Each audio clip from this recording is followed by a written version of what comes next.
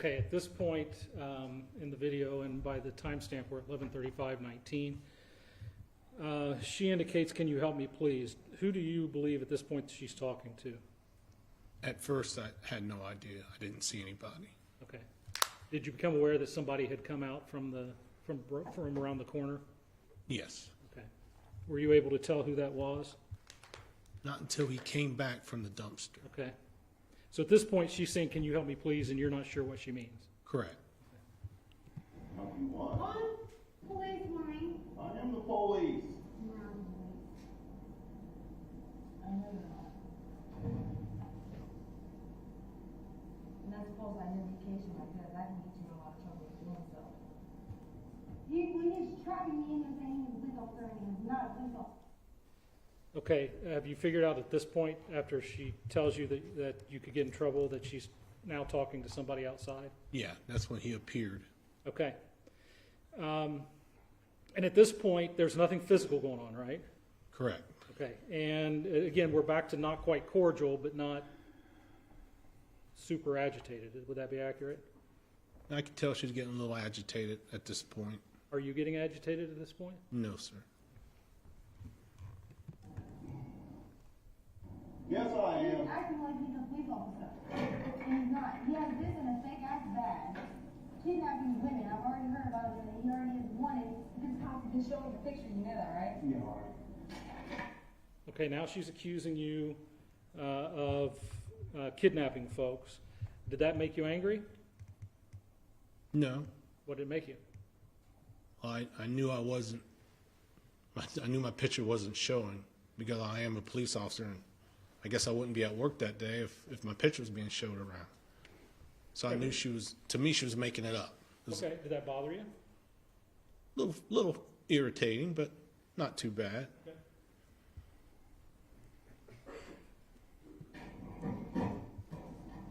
They've been showing the picture. See, fuck you. Don't put your hand. Okay, she says they've been showing your picture, right? At that point, has anything turned physical? You heard the cuffs. I was uncuffing the cuffs to place them on her.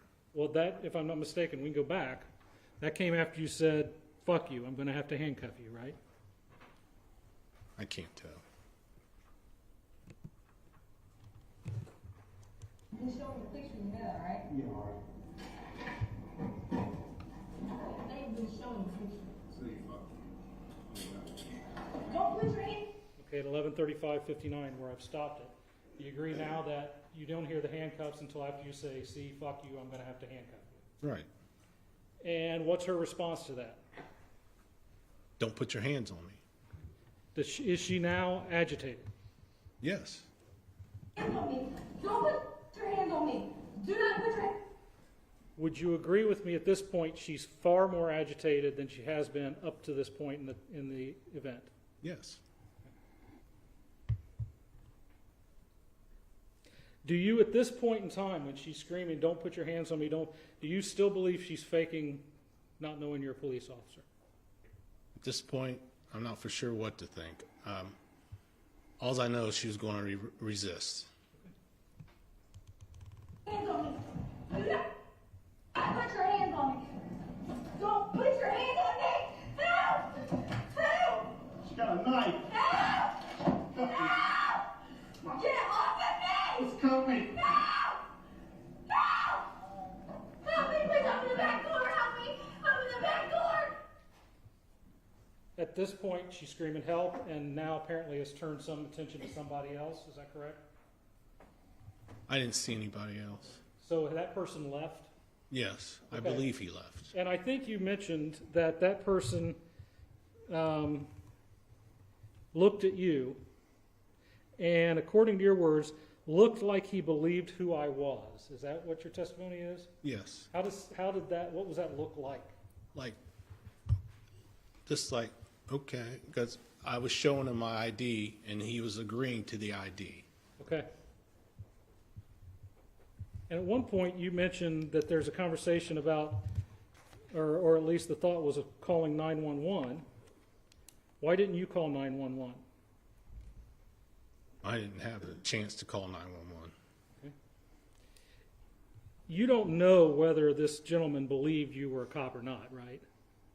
No, I'm not in his head. No, I don't. In fact, you don't know what he did after he left your field of view, right? No. Okay. So you said on direct that she's escalated this situation. Is this what we're hearing here, that she's escalated it now by saying, keep your hands off me? Yes. And at this point, you'll agree with me, no gunshots have gone off, right? Correct. So you can hear everything she's saying at this point, right? Right. And is anything she's saying to you at this point indicative of someone that's trying to attack you?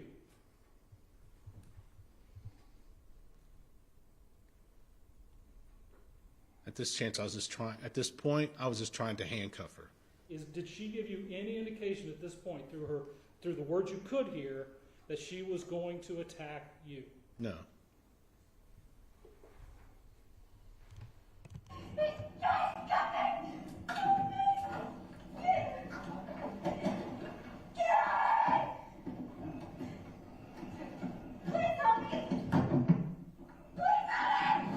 This is the point she was Okay, choking. I'm stopping at 11:36:36. Just prior to that, this is when she began choking. Okay, so now you hear her saying, get off me, and there's a struggle, right? And you said this is when she's choking you with her feet. Correct. Has she said anything at that point that would indicate she is trying to attack you? No. In fact, all of her verbal cues at that point to you are defensive in nature, aren't they? I wasn't really paying attention to her verbal cues.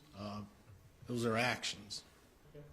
But you're trained to pay attention to verbal cues as well, aren't you? I was trained to protect myself from her hurting me, and that's what I was already cut. I was trying not to get cut again. Okay. And at this point, you hear every word she said. I'm sure I didn't hear every word she said during the struggle, but after playing the tape numerous times, I know what she's saying. And there's no problem with your hearing? Not at this point. You weren't drinking that day? No, sir. On any drugs that day? No, sir. Any prescriptions?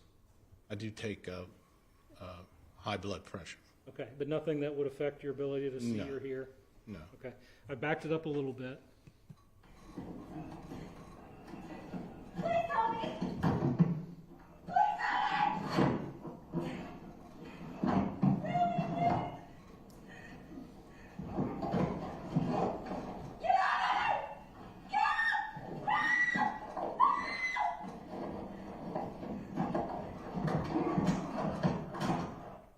Okay, at 11:36:51, I've stopped it. And this is you opening the door, isn't it? Yes. Okay. And up to this point, no gunshots have been heard, right? I believe so. And at this point, you've not fired the weapon, right? Right. At this point, have you heard her do anything but holler for you to get off of her? That's what she was saying prior. And at this point, do you know where the knife is? Right before I grabbed my weapon, I knew where the knife was. At this point, do you know where the knife is? No, this is the point I was looking away. Okay. And when you looked away, I think we've established, when you looked away, she was in the passenger side, middle passenger side area. Correct. Okay. And when you turn back around, she's gone to the back seat, She's heading for the back. headed for the back. Correct. So now, do you recognize that your first three shots aren't across your chest, right? Like I said, I believed I shot across my chest. Okay. You understand how the objective evidence here does not support your subjective understanding of what was going on? I understand that.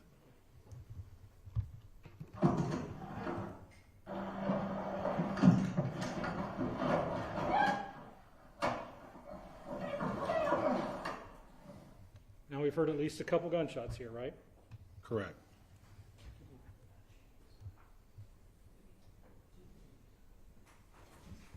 And Donna's response to that was okay, or something to that effect? Something to that effect? Okay. Now, could you hear this? No. So now's the part where you can't hear what she's saying. Didn't hear what she was saying. Okay. And that's because of the The gunshots. percussion from the firearm. Yes. Okay. And at this point, you don't know where the knife is, right? Correct. I still believe she had the knife. You think she has it. I think she has the knife. I had no reason for her not to have the knife. Okay. She already cut me once. She choked me. I believe she still had the knife. Okay, but you do not ever see it again, right? No, Until the end of this whole thing. till the end.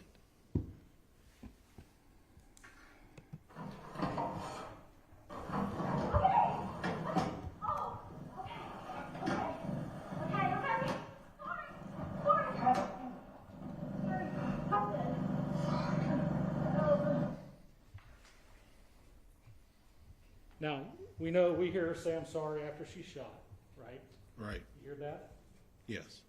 But again, you're saying you didn't hear that then. I did not hear it. Okay. What exactly was her body language while you were shooting her? Body language was just kicking her feet and flinging her arms Right up till the very end. right up to the very end. So when she gasps and says, "I'm sorry," she's still kicking? I can't specifically say. Okay.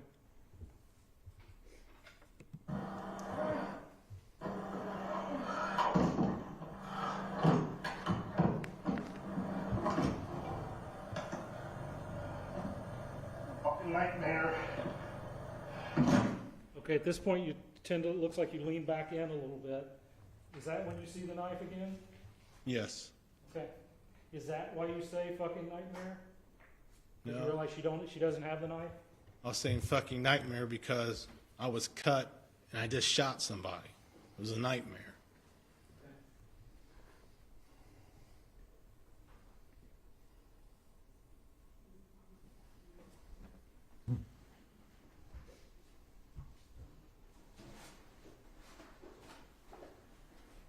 I'm sorry, just wait a second.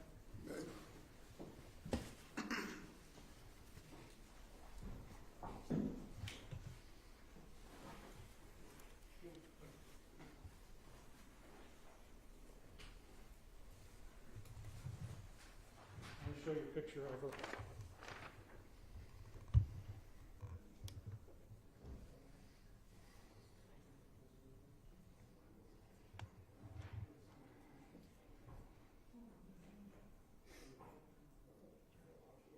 Does Mayor approach? I'll show you what's been marked States Exhibit X. You recognize that? Yes. What is that? That's Donna Casper. Is this generally how she looked the day you met her? To tell you the truth, I really can't remember her face the day I met her. Okay. But you know this is her. Yes. Judge, may I show through? Those tattoos look similar to the ones that she's got on her shoulder there. I didn't recognize the ones on her shoulder. I think you may have said she had a sleeve. Yes. Is that consistent with what you see there? I just remember seeing the bottom part of it.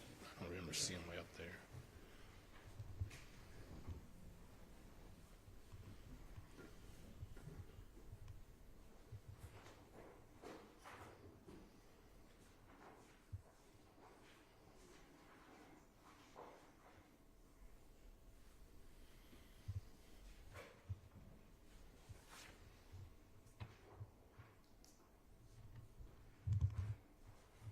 So you gave a statement, a written statement first, right? Yes. Then you gave a recorded statement after viewing, or after hearing the audio, right?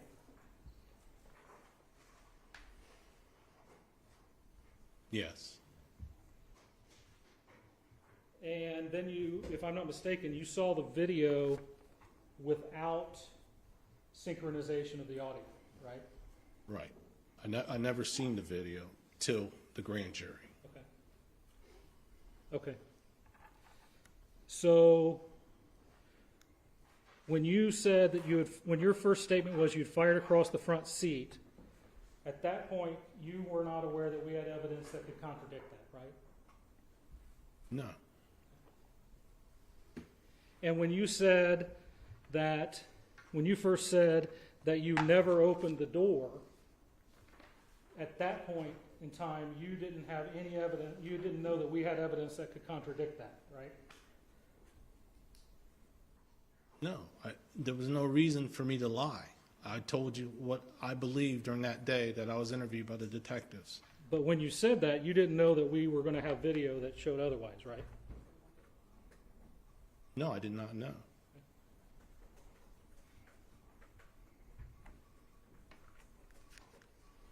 And when you said that you opened the door the first time, you said you opened the door to check on Donna.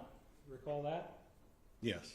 And that's not why you opened the door, was it? No, I opened the door. Right here is what I thought you meant, to check on her after the shooting. Okay. Is that what you're doing there, is checking on her? Right.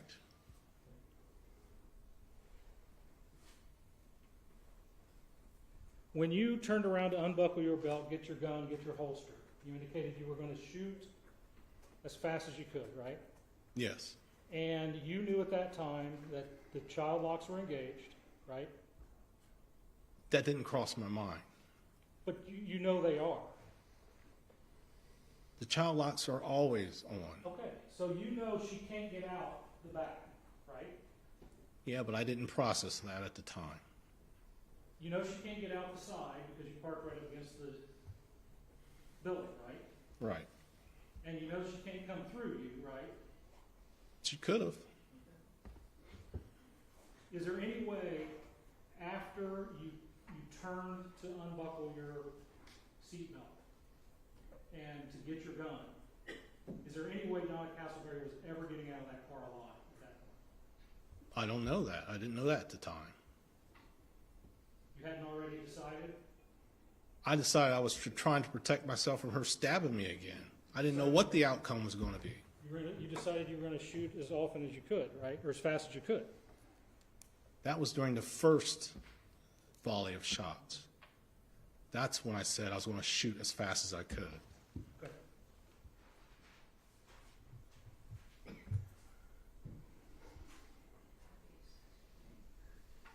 Oh, I've got, I'm sorry. How many more times were you going to shoot her? I had no idea. I was shooting until the threat stopped. And I shot until I thought the threat was over. Well, you shot until your gun jammed, right? I didn't know my gun jammed. So are you telling us that it's a complete coincidence that Donna Castleberry's threat stopped at the exact bullet before you were incapable of firing that weapon anymore? Yes. That's a coincidence. It's what happened. Okay. Judge, that's all I have. You want it back? As long as you have access to it. You're gonna make me do it. May I proceed, Your Honor? Yes, any redirect? Yeah, briefly, thank you very much. I want to start where Mr. Cable left off. May I have that exhibit, please? Yeah. May I approach the witness? Okay. Is that how Donna Castleberry seemed to you when she was stabbing you? No. Is that how Donna Castleberry looked when she was choking you? No.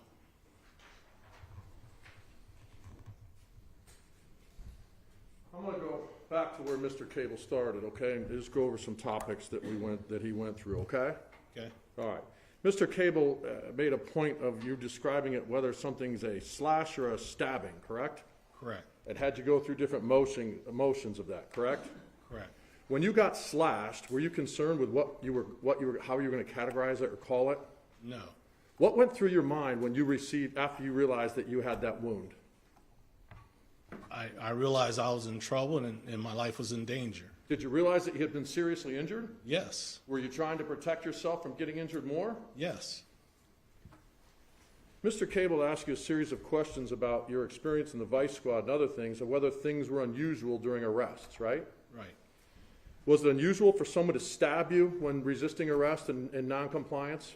Yes. Was it unusual for you to get choked by a noncompliant person? Yes. He talked about choking with feet, that concept, right? Right. Okay.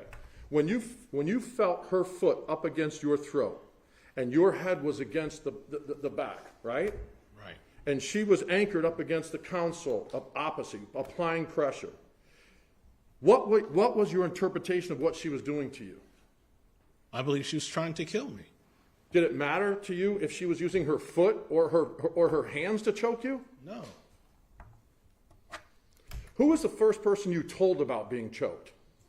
I believe it was Officer Carter. Who's Officer Carter, for the ladies and gentlemen of the jury? Officer Carter is the K-9 officer who arrived first. Was he the first person on the scene? Yes. So the first person on the scene, you tell that person I was choked, right? Yes, I did. Must be a coincidence that there's DNA on the bottom of a sandal, correct? Corroborating choking, right? You must be the luckiest person in the world, right, Mr. Mitchell? Right. When you were at the hospital, were you concerned about, hey, maybe get some evidence from my throat of me being choked? I knew there was no visual evidence, but I still felt the effects of the choking. Had you recorded the incident? Yes. What were you worried about at the hospital? I was worried about my cut to my hand.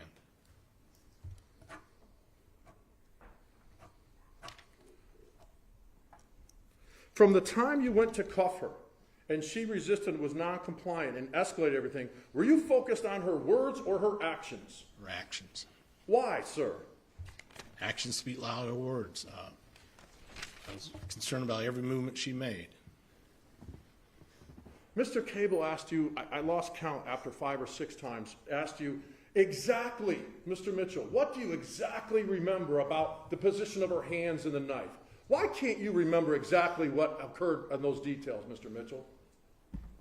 It's hard to remember every incident. You can't give detail by detail. You're in such a traumatic experience. I was fighting for my life. I couldn't remember the sequence. I still don't remember a lot of things if it wasn't for the video. I don't remember that happening. When Mr. Cable asked you about the demonstration that Ms. Stevens did on the theater, up there at the thing, and she said you were straight away, right? Right. Ms. Castleberry wasn't straight away from you, correct? No, she wasn't. Move over to where you would be in the driver's seat. Where would Ms. Castleberry be for the ladies and gentlemen of the jury? It's not right here. All right. What's there for the record so that the record's clear? What's there up there at that? That's the middle console where the radio is. Literally, Mr. Mitchell, what's there on your stand? The microphone. A computer? The computer. Is that where Ms. Castleberry basically was when you were struggling? When she was choking you out? Somewhere in here, yes.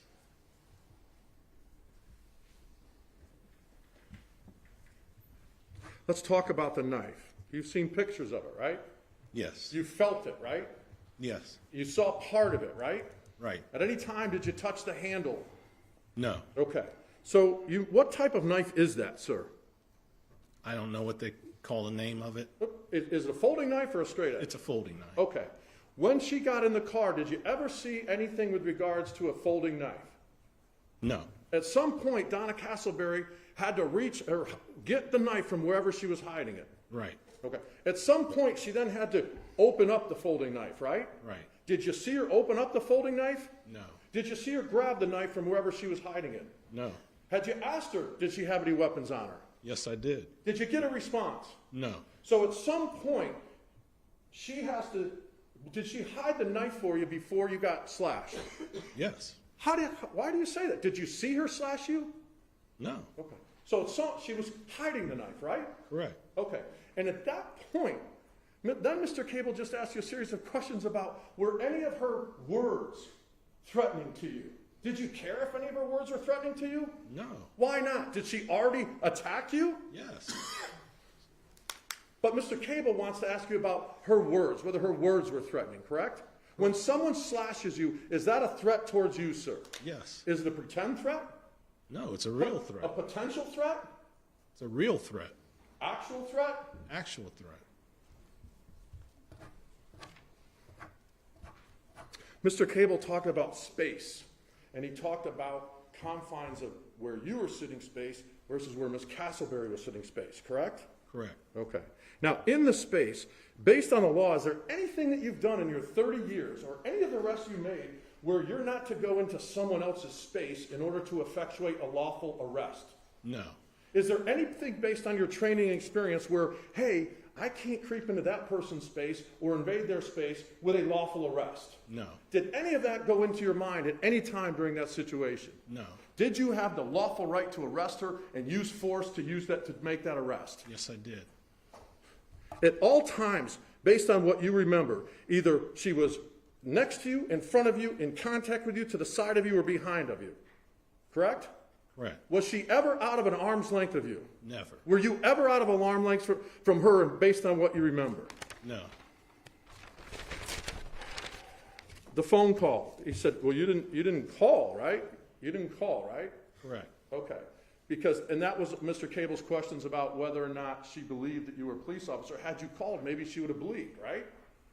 Yeah. Okay. When you call someone, can the person next to you see who's on the other line? No. Okay. But maybe a call would be better in this situation, is what Mr. Cable asked you, correct? That's what he says. Okay. And the blood. When you saw the blood from your hand, okay? Yes. Was there blood on your hand? Yes. Did you then document where the blood hit, whether it hit your shirt or your underwear or where it was? No. Okay. Did you know you were bleeding? Yes. Was it a drip? Or It was a serious cut. 34 stitches cut, right? Yes. A cut is a tiny thing, right? Right. That's a wound, wouldn't you agree? Right. At any point in time, did you see Donna Castleberry after she had the knife and after she slashed you? Did you see her set the knife down so she couldn't get to it and raise her hands like this? No, I did not. Mr. Cable went over some situations when you were a homicide detective and you were interviewing someone about changing their story, right? Right. The people you were interviewing, are they allowed to use non-deadly and deadly force in arrest or to protect themselves? No. When those people change their stories, it's because you catch them in a lie, right?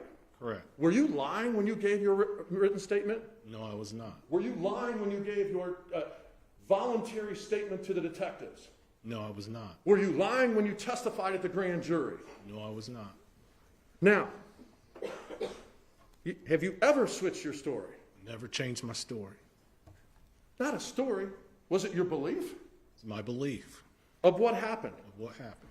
Eventually, sir, did you learn whether or not the door was open? Yes. In hindsight, did you learn whether or not the window was down?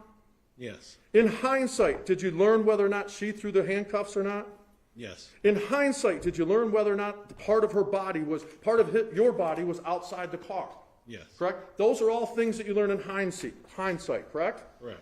Does knowing anything in hindsight change the fact of what you believed, whether she was a threat to you or not, when she stabbed you and she choked you and she moved around to the back to get behind you to kill you? No, hindsight doesn't matter. Does any of those hindsight things that you've learned, would that change what you believed in that situation? No, I still stuck to the story. I still don't remember those things. Is it a story, sir, or what you remember? It's what I remember. Mr. Cable talked about distance or making distance. I asked you a question that, as police officers, is your training to go towards a threat or away from a threat? It's towards the threat. How many times has that been told to you? Numerous times. How many suspects that you have probable cause to arrest, how many suspects have said to you, don't put your hands on me, don't put your hands on me, and you didn't put your hands on them? None. Why? Because I had a right to put my hands on them. Does it matter how many times Donna Castleberry says, even if you hear it, don't put your hands on me, don't put your hands on me, after you have the probable cause elements? Doesn't matter. I can still put my hands on her. Does it matter how many times she says that to you, whether or not after she sliced your hand, can you put your hands on her? Doesn't matter. You have every legal right. Yes, sir.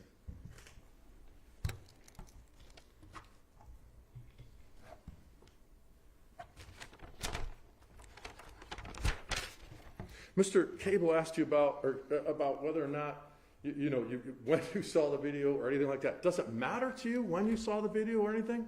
No. Because what did you tell everyone all those times? I told what I believed was happening to me that very second in that car. What you felt? What I felt. What you perceived? What I perceived.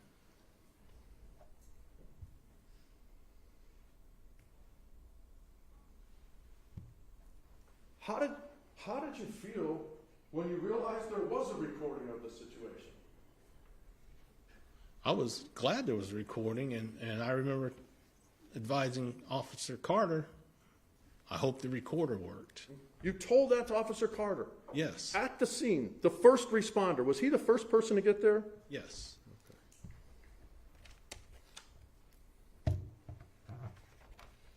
Mr. Mitchell, that's all I have for you. Thank you very much. Any questions as a result of those questions?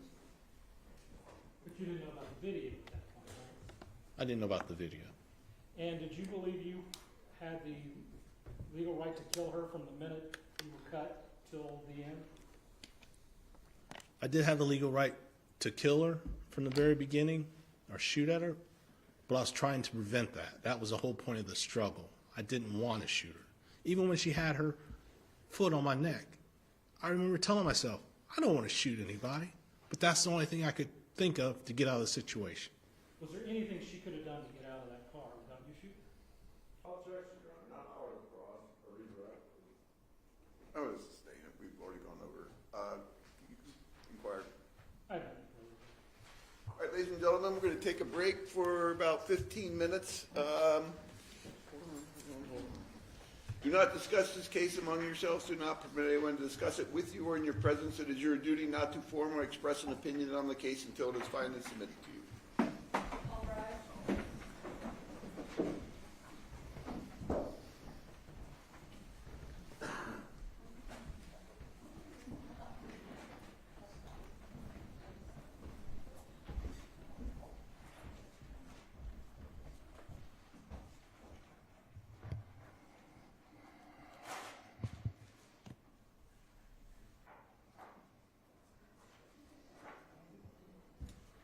Everyone can have a seat. You can step down.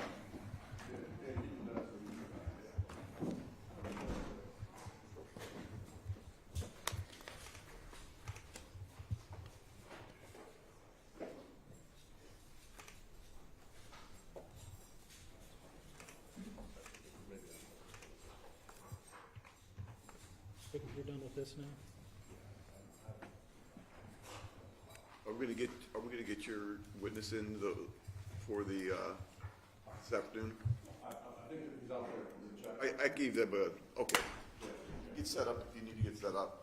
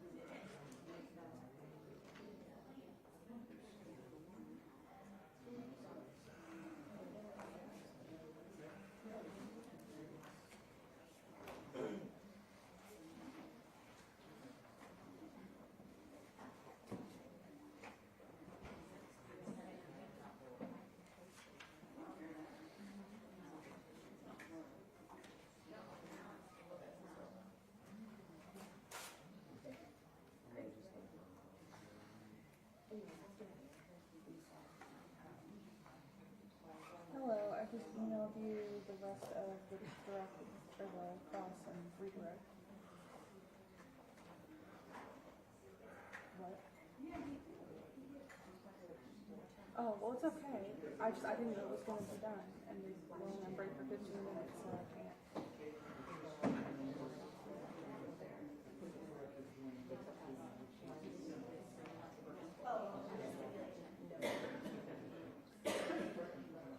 Okay.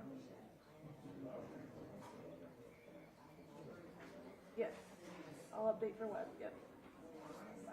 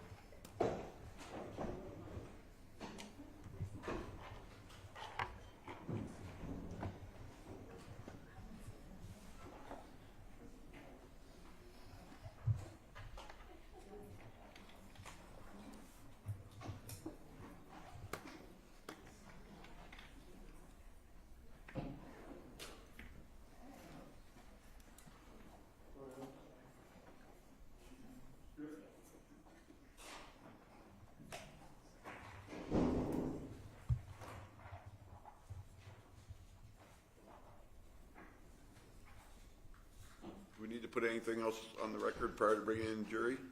I don't think so, good. No, Your Honor. Let's go, jury.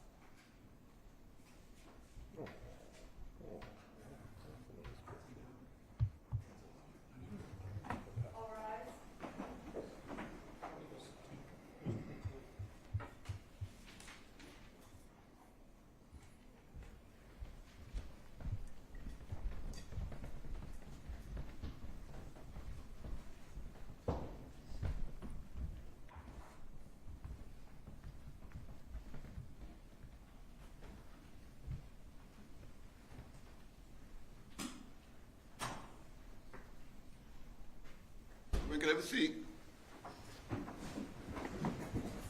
Any further witnesses on behalf of the defense? Yes, sir. We call Kevin Davis to the stand.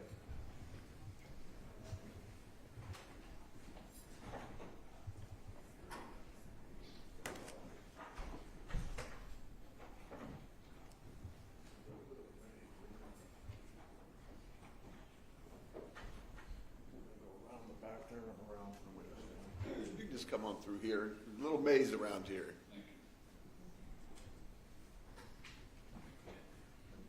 Mark, you want to remove the water bottle? I put that up there as an extra, Judge. I didn't know you had one. Thank you, though. You raise your right hand. You solemnly swear, affirm under penalty of perjury, testifying in this case will be the truth, the whole truth, and nothing but the truth. I do. Have a seat. Pull yourself up close to the microphone. Thank you, Your Honor. And you may inquire. Thank you, Your Honor. Good afternoon, sir. Good afternoon. Could you please state your name and spell your last name for the record? Kevin Arzen Robert Davis, D-A-V-I-S. Mr. Davis, tell the ladies and gentlemen of the jury a little bit about yourself personally. Well, I'm a retired law enforcement officer from 1982 until 1990. I was a deputy sheriff with the Summit County Sheriff's Department. In 1990, I was hired by the Akron Police Department, where I worked up until April of last year when I retired. And during that time, I also have worked as a consultant. Are you married, sir? I am. How long? 24 years? Took you a while on that one. We are televised, sorry. Any children? I do. How many? 3. Grandchildren? Yes. All right, congratulations. When you were an Akron police officer, sir, could you give the jury kind of a synopsis of that, as well as some of the duties that you held? Certainly. When I started in 1990, I started in the patrol division. I worked Trick 4, which was 7:30 at night until 3:30 in the morning. I worked in some of the roughest districts in the city of Akron in uniform patrol. Several years later, I think about 1993, a new unit was formed called the Street Narcotics Uniform Detail, or SNUD unit. And that was a unit comprised of both uniform and plainclothes detectives who primarily targeted street narcotics and street crime in the city of Akron. I did that for about 6.5 years. Somewhere in there, I started as a member of the Akron Police Department SWAT team. I worked in SWAT for 12.5 years. These are called collateral duties, or essentially I did that while I worked uniform patrol and with the SNUD unit. I became a team leader and the lead instructor for the Akron Police Department SWAT team. And then somewhere in there, I transferred from the SNUD unit to the Akron Police Department Training Bureau. And I worked there for about, I think, 19 years or so, where I was the lead suspect control and senior firearms instructor on the department. I left the Training Bureau, and my last 3 years were spent as a detective assigned to the body-worn camera unit. Okay. And you provided a CV to us of some of your experiences and qualifications, correct? I did, yes. Okay. May I approach the witness, Your Honor? Okay.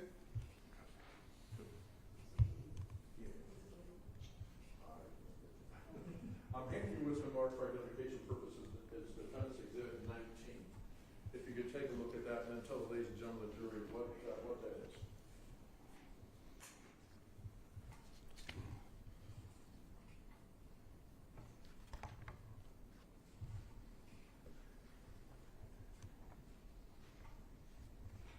Yeah, this looks like one of the latest, if not the latest, version of my vitae, or my resume from working. Okay. And sir, in your capacity involved with the Akron Police Department, have you been involved in the training bureau of that? Yes, extensively. In what capacity? As I stated earlier, I was the lead defensive tactics instructor for 20-some years. I was a firearms instructor, and I taught use of force in both basic academy and in-service training. And when you talk about training and use of force, is that in an individual capacity? Yeah, as an individual instructor in front of the classroom, yes. Would you also train group situations like SWAT? Yes. Okay. Those were more, that would be more hands-on, but both hands-on and classroom. And how about classroom academics? Would you also participate in those types of in-service trainings? Oh, yes. Describe for ladies and gentlemen of the jury what that is. Well, there's basic academy curriculum developed by the state of Ohio that an instructor has to follow. And in certain areas, be it suspect control, firearms, use of force, prisoner booking and handling, I did, building searches, there were a variety. You have to follow the curriculum, or it's a guide as to they have what they call student performance objectives. And those are the minimum performance objectives for the cadets in the academy. What's the importance, sir, with regards to training? Why is there so much training? Well, we wish there was more, quite honestly, but it is a truism in police training that officers respond as if they're trained, and the more training they receive, especially the more dynamic training they receive, the better they perform on the street. What do you mean by dynamic training? In the profession, it's known as confrontation simulation training or scenario-based training. In other words, we as instructors script out certain scenarios to place the officers, be it cadets in the academy or in-service veteran officers. They enter into these scenarios, and there is a desired outcome, but we often force them to confront stress so that they get what's called an inoculation to stress. Have you trained supervisors? Yes, I have. Why is that important, sir? Well, supervisors are the frontline responders in terms of the investigation. When an officer uses force, a sergeant, for instance, rolls to the scene, and according to most policy and procedures throughout the country, and including Akron PD, the supervisor was tasked with interviewing victims and witnesses, and gathering information and doing an investigation and supplying a conclusion as to whether the use of force was within the policy and within the law. And you mentioned that you have trained with regards to firearms. I have extensively, yes. Okay. And I noticed in your CV that you also have some airline training. And unfortunately, after 9/11, I was hired by a corporation called Homeland Security Corporation. We were hired to train Delta Airlines flight crews on violent passenger management. Okay. Different standards than police officers, correct? Yes. Okay. And have you presented at conferences on use of force with regards to police officers and whether it's reasonable or not? Yeah, pretty extensively. I've been a member of a number of different organizations and have presented at conferences for ASLET, which was the American Society of Law Enforcement Training. It's now defunct. The replacement organization is ILETA, International Law Enforcement Educators and Trainers Association. CIPHER, which was the Society for the Investigation of Force and Reporting, and a variety of different labor conferences and organizational conferences. Have you presented both in Ohio as well as other areas? Oh, yes, throughout the country. Where are some of the other areas, part of the country, that you've presented at conferences? Michigan, Florida. Careful on the Michigan talk. I realize that. I'm in Columbus. I have just got back from St. Louis, where I presented at the annual training conference for ILETA. I presented at, let's see what states, Texas, New York, pretty much throughout the country. Okay. And when did you have an outside business, so to speak? When did that start for consulting? That started at least 20, 25 years ago. It's just something to have to take my skills and my training that were in the public sector and apply it in pursuit of training, which is my love. My love is law enforcement training. And when you train individuals, have you trained individuals on non-defensive tactics? Oh, yes, everything. I was an adjunct instructor for the Ohio Peace Officers Training Academy. So I trained up in Ridgefield, Ohio, and 4, it's called OPATA. I trained throughout the state with OPATA as working as a part-time instructor, everything from officer survival to low-light pistol work to use of force investigations. Have you authored articles on use of force? Oh, countless articles. I've written for every major law enforcement periodical. Many of them, unfortunately, they're out of business now. But I also wrote a book on use of force investigations. And have you, are you associated with any affiliations or groups with regards to use of force? Yeah, I was a former member of ILFE, which is International Association of Law Enforcement Firearms Instructors, but I wasn't doing much firearms instruction, so I let my membership expire. ILEADA, I told you about, that's still an organization I'm a member of, and also I'm a member of the Association of Force Investigators. Have you received any awards as it relates to use of force, sir? In my training, yes. In 2018, I was selected by the state of Ohio Attorney Generals as the Distinguished Trainer of the Year. 2019, I was top cop in Summit County for my work in working with the prosecutor in 2 different murder cases. And then in 2019, I was inducted into the National Law Enforcement Officer Hall of Fame. And have you testified in courts as a use of force expert in the state of Ohio? I have. Municipal? Yes. Common pleas? Yes. The federal court? Yes. Have you been declared an expert in those courts? I have, yes. Have you testified in other states, either federally or state? I have, yes. What are some of the jurisdictions or states? Denver, Colorado, that was a federal case, which was the 10th Circuit. I've worked cases from Florida, Washington, D.C., work cases, not given testimony, Pennsylvania, Lincoln, Nebraska. I currently have a case in Virginia, so throughout the country. You said work cases, sir. When you have a decision to take a case in general, what process to use, or what process to use to determine whether or not to take a case? Well, I don't solicit cases. Most of my work comes from word of mouth. Some attorney hears about me and calls up and says, "Hey, these are the circumstances. You know, are you available to work on the case?" And my criteria is always I don't accept the case until I know more about it. And oftentimes that's tough at the beginning of stages, but to get at the maximum amount of information I can to make a determination whether I'll take a case or not. Have you reviewed use of force cases and decided not to take them from whatever side the perspective's coming from? Yes. Why so? I just didn't think the fact pattern was conducive to my representation or my work on the case. Okay. Have you examined use of force cases and found that the force that was used was unreasonable? Matter of fact, you asked me to review a case in which I came back pretty quick that no, this was an excessive use of force, and so yes.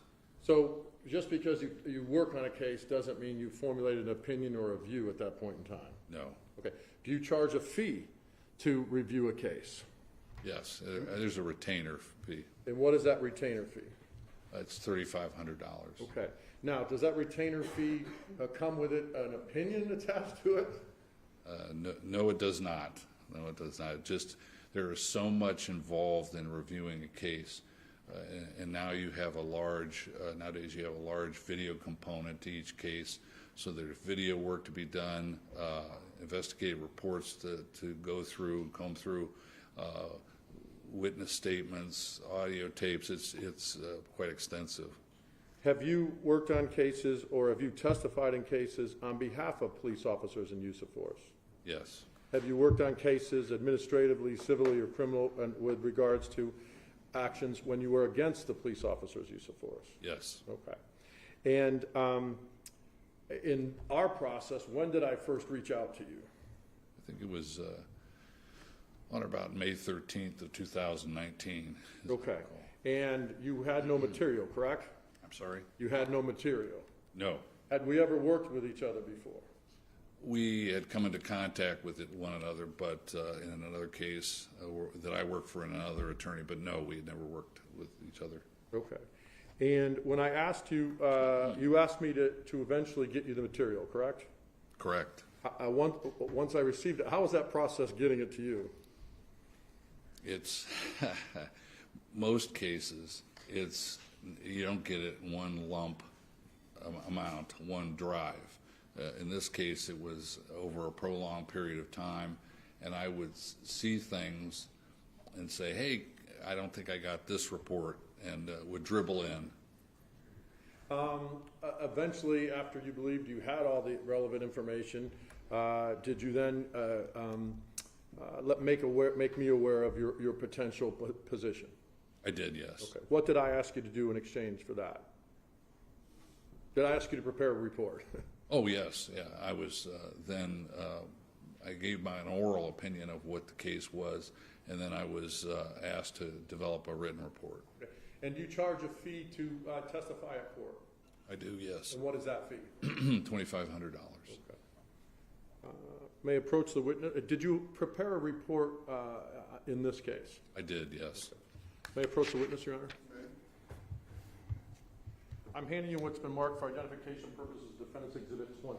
If you take a look at that, sir. Certainly.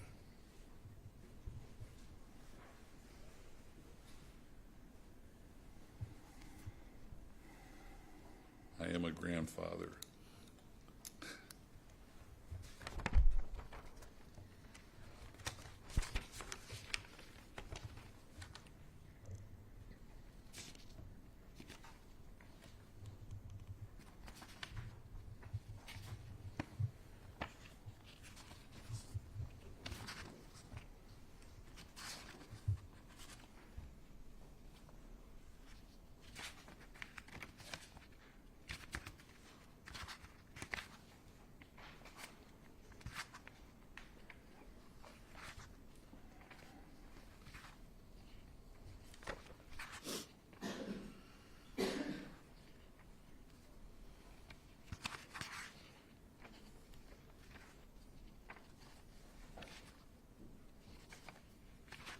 Yes, this is my report.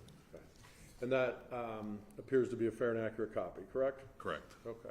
Before we get to your opinions on this case, sir, I want to talk about when you are reviewing use of forces, what's the authority or what do you use to opine or to make a potential recommendation or opinion? Well, in law enforcement, it stems from two seminal cases. The first one was a 1984 case, Tennessee versus Garner, and the primary case that we use nowadays is a 1989 case called Graham v. Connor. So that's the foundation for my review, is to find out whether the use of force, whether deadly or non-deadly, is within the law as delineated in Graham v. Connor. Okay. And Graham v. Connor is a Supreme Court of the United States case? Correct. Okay. So what case do you use to review when you're reviewing a use of force in the state of Ohio? Well, it's still primarily Graham v. Connor, but there's also a case that was decided, and I think the decision was 2015, which was State v. White. And why is White so important in an analysis with regards to uses of forces in Ohio? Well, we had been teaching Graham v. Connor as the law of the land for a number of years. Even in Ohio, it was in the curriculum. But Graham v. Connor was a civil case, and there were several jurisdictions and courts in Ohio that didn't apply Graham v. Connor because they said it was a civil case and not a criminal case. Well, State v. White, which was a police shooting, applied the standards of Tennessee versus Garner and Graham v. Connor to a criminal case in Ohio. And so that is now the standard as well in Ohio. So going to this case, were you able, what information did you review, basically? Well, everything I got, I never go into court under the assumption that I've gotten everything. But I tried to make sure that I had everything substantive and definitely had everything substantive before I made my written report. Okay. Had you gone to see the car at the impound lot? Yes. Why is that important? Well, it's always important when you can to actually inspect. There's only so much that can be gathered by videotape or by crime scene photos, for instance, or Google Maps. So looking at something like the car really adds to the proxemics involved, et cetera, the distances and you know, the totality of the circumstances as we report in our report, or we say in our report. When you opened the car doors and saw it, what was your initial opinion of that with regards to how it compared to the pictures? Well, I'm over 6 foot tall, and I realized that I could not have gotten into the back seat of the car. I wouldn't have fit. It was just a very small 4-door sedan, very tight confines. Have you visited the scene in this incident? I did. Why is that important? Once again, the Google Maps, even with my diligence, trying to scan around and move my mouse in Google Maps, I still benefited from seeing the scene because I was taken by the fact of how open it was. It doesn't, in the crime scene photos, lead you to believe that it may have been, you know, off, the neighbors couldn't see, or wasn't, prying eyes couldn't see, or concerned citizens couldn't see into the lot, and that was clearly not the case. Based on the discovery that was sent to you and your visiting of the scene as well as the impound lot, did you come to formulate an opinion onto whether or not, within a reasonable degree of police, under the case law, reasonable your use of force with regards as it relates to Mr. Mitchell? I did, yes. And what is that opinion, sir? That it was objectively reasonable based on the totality of the circumstances, Detective Mitchell's reasonable perceptions at the moment that he used force. Okay. And in your report, it's kind of structured, we'll go like this. It looks like, can I direct your attention to your exhibit? I'm sorry. Oh, that's fine. Okay. And the first part of your section, you list authority, jurisdiction, and authority and jurisdiction. What does that mean for the ladies and gentlemen of the jury?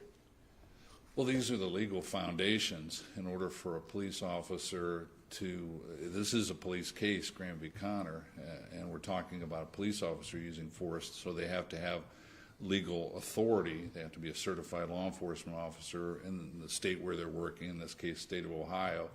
And then they have to be within their jurisdiction or an area in which they're, like a deputy would have Franklin County, Columbus officer would have within the confines or geographic boundaries of Columbus. So your initial analysis, you found that there was authority and jurisdiction? Yes. Okay. Next, you talk about on page 4, lawful objective for taking action. Tell the ladies and gentlemen of the jury what you mean by that. Well, foundationally, in order for a use of force to be within the law, it has to be in a law enforcement function. So there has to be a lawful objective for taking action. Now, this can be a situation, can be a consensual stop where the officer's on patrol, sees something suspicious and walks up and starts talking to somebody, or it can be based on reasonable suspicion, and then ultimately, whether a crime had been committed, the elements of the crime are met, you have probable cause to make an arrest. And when you say lawful objective for taking action, do you mean physically touching someone or apprehending them or arresting them? That's part of it. It includes all, as long as everything is within the law, whether it's consensually or whether it's based on criminal violations. What did you find in this situation as it relates to lawful objectives for taking action?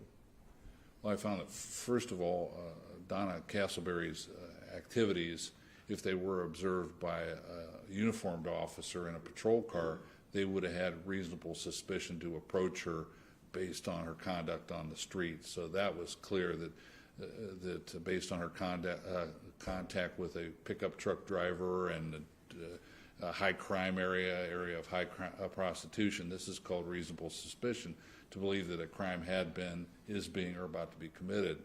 I'm sorry, what does reasonable suspicion then allow you to do? lawfully? It allows you to stop and lawfully detain the person to ascertain whether a crime is being committed or has been committed. In order to charge someone, sir, what do you need in order to formally do a misdemeanor charge or a felony charge?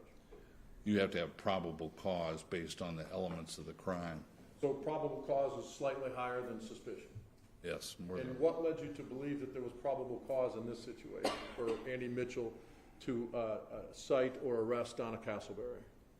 Well, under this circumstance, in prostitution, you have he met the elements of the soliciting, which is sex for hire. Those elements were met. So once those elements were met, lawfully, was Andy Mitchell allowed to charge her with prostitution? With soliciting, yes. I'm sorry, solicitation. Was he lawfully allowed to do that? Yes. And depending on whatever circumstances of warrants or non-warrants, was he allowed to physically take her into custody? Yes. Was he allowed, if she resisted or was non-compliant, to use physical force or go into her space to effectuate taking her into custody? Yes. Does it matter anything that anyone says with regards to whether that person believes them or not, with regards to his right to do that? No, those are the legal standards as set forth by the Supreme Court. Okay. Anything else with regards to the lawful circumstances, the lawful objective for taking action in this situation?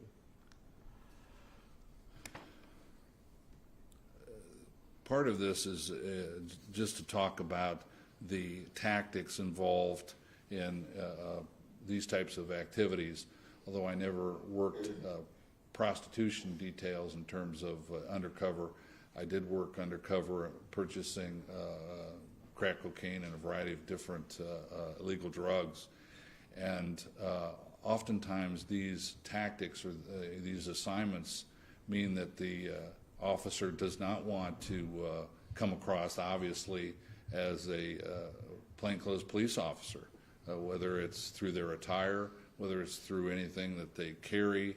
Matter of fact, some of these enforcement activities, you specifically don't want to carry anything that might accidentally identify you as a police officer. And are you aware of the policies back in 2018 of whether or not an officer who has probable cause to charge someone has to take them to jail or not based on warrants or things of that nature? In this county, yes. In my county, it's a little bit different. It's virtually impossible to get anybody, unless it's a very violent felony, to get anybody incarcerated because of overcrowding and COVID. But back then, I am understanding that, yes, that was the policy. Must take them to jail, correct? Correct. How about the policy in the state of Ohio if someone has a felony, or if you have probable cause for a felony?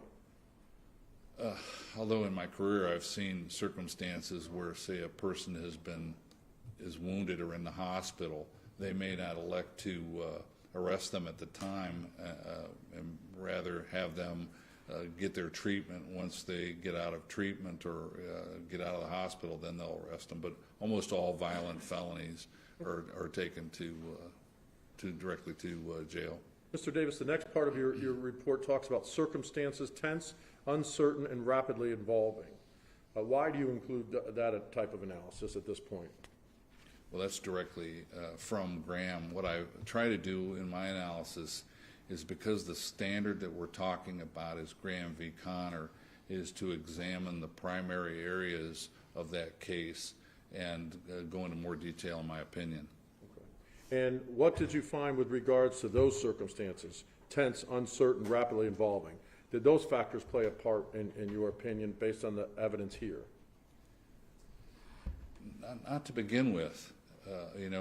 I found based on the audio tape, Detective Mitchell was attempting to keep things calm and to de-escalate the situation. When there were accusations that he wasn't a police officer, for instance, I found that he went above and beyond trying to make Donna Castleberry relaxed. But at one point, it's clear that she becomes agitated and aggressive, and then we're into a situation that was certainly tense, uncertain, and rapidly evolving. Okay. So then you mentioned that he tried to de-escalate, verbal de-escalation, Oh, yes. answering her questions. Is that a type of de-escalation? Yeah, I think above and beyond, in terms of showing the police ID, and there are a variety of undercover. I tended not to carry a police ID, and carried a badge around my neck. But when I was making direct buys, none of that was on my person. So he went above and beyond showing IDs, showing paperwork from the police department, showing handcuffs, etc. All these things were attempts at de-escalation. How about when he tells her, I'm not going to take you in as long as you don't have any warrants? Is that an example? Certainly, and telling her, to begin with, not going to cuff her, and all of those circumstances, yes. How about when he told her, hey, I'm going to cuff you for both your safety and my safety? Is that something that's normally done in a one-on-one type situation? Yes. Normally,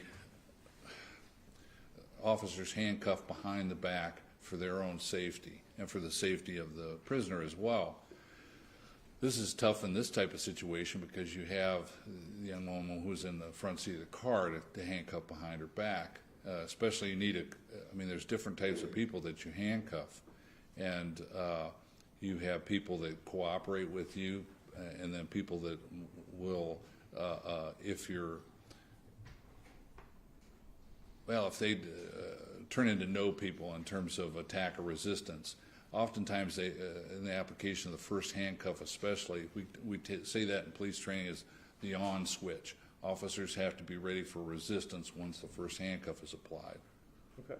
And so up until this point, and from your review of the evidence, it's fairly standard arrest scenario, correct?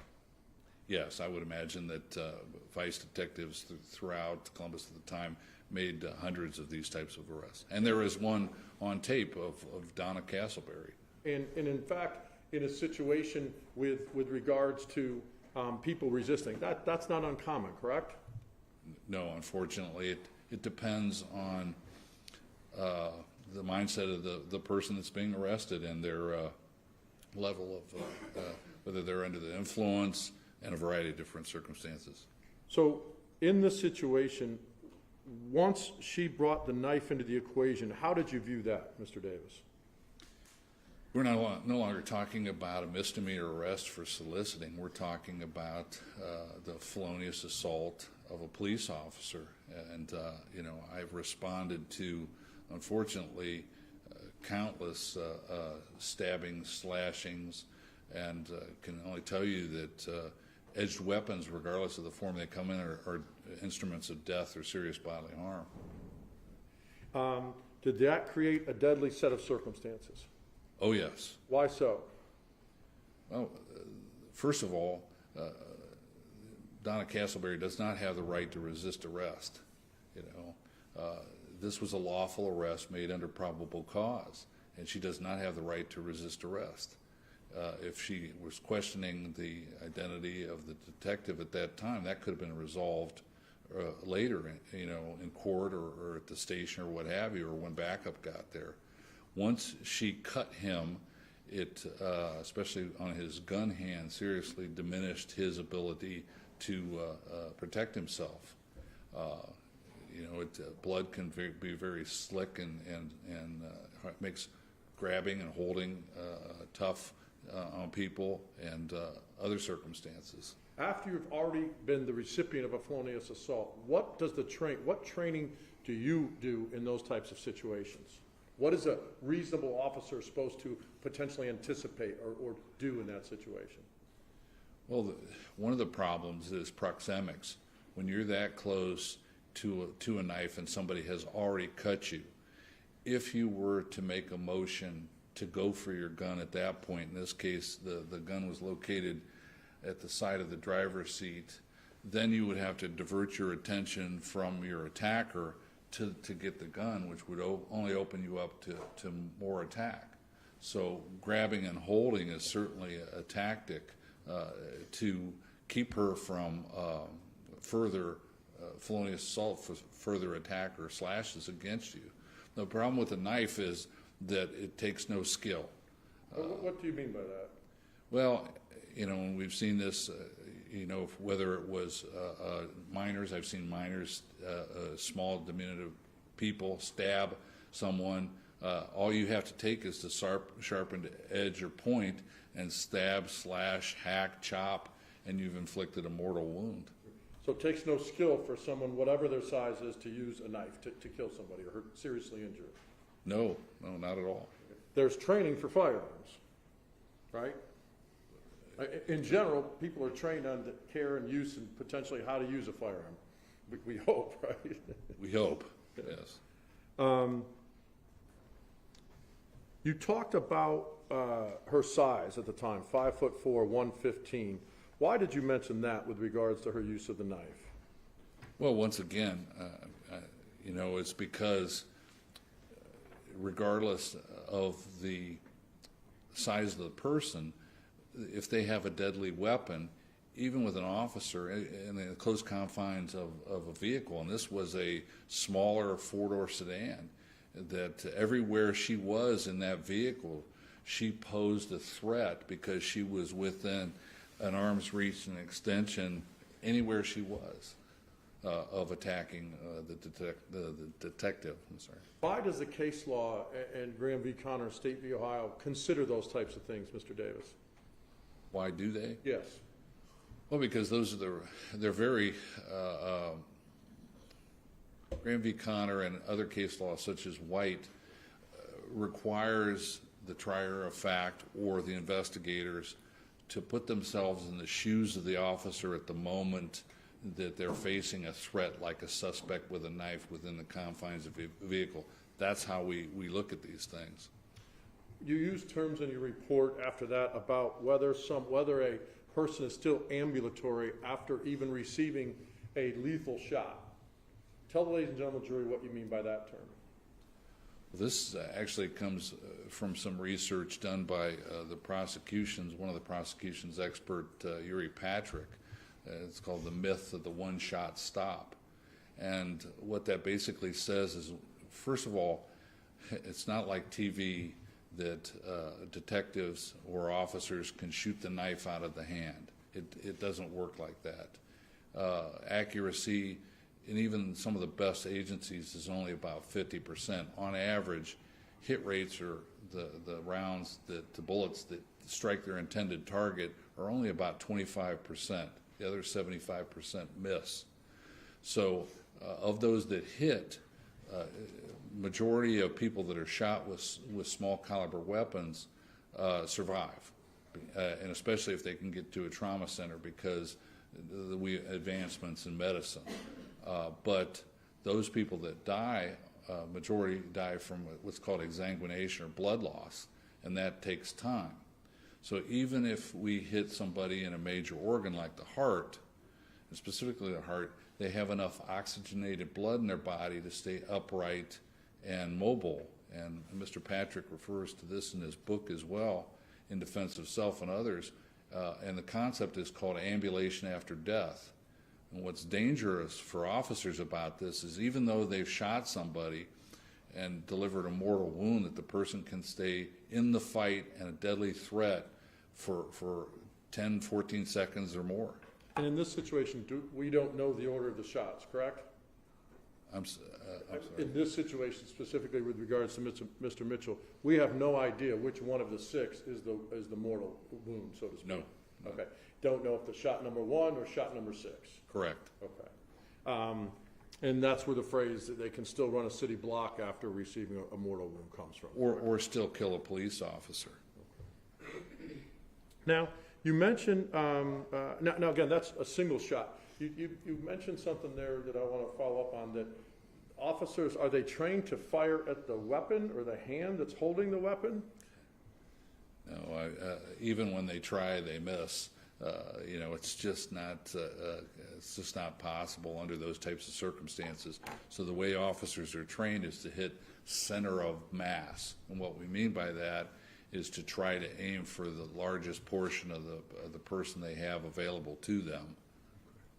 You've mentioned, Graham, and it appears, and I'm just saying this, it looks like you've structured the rest of your report as the factors outlined in Graham. And then totality of the circumstances, correct. So, and then with State v. White also increases the potential list of things to examine with regards to the situation that occurs, correct?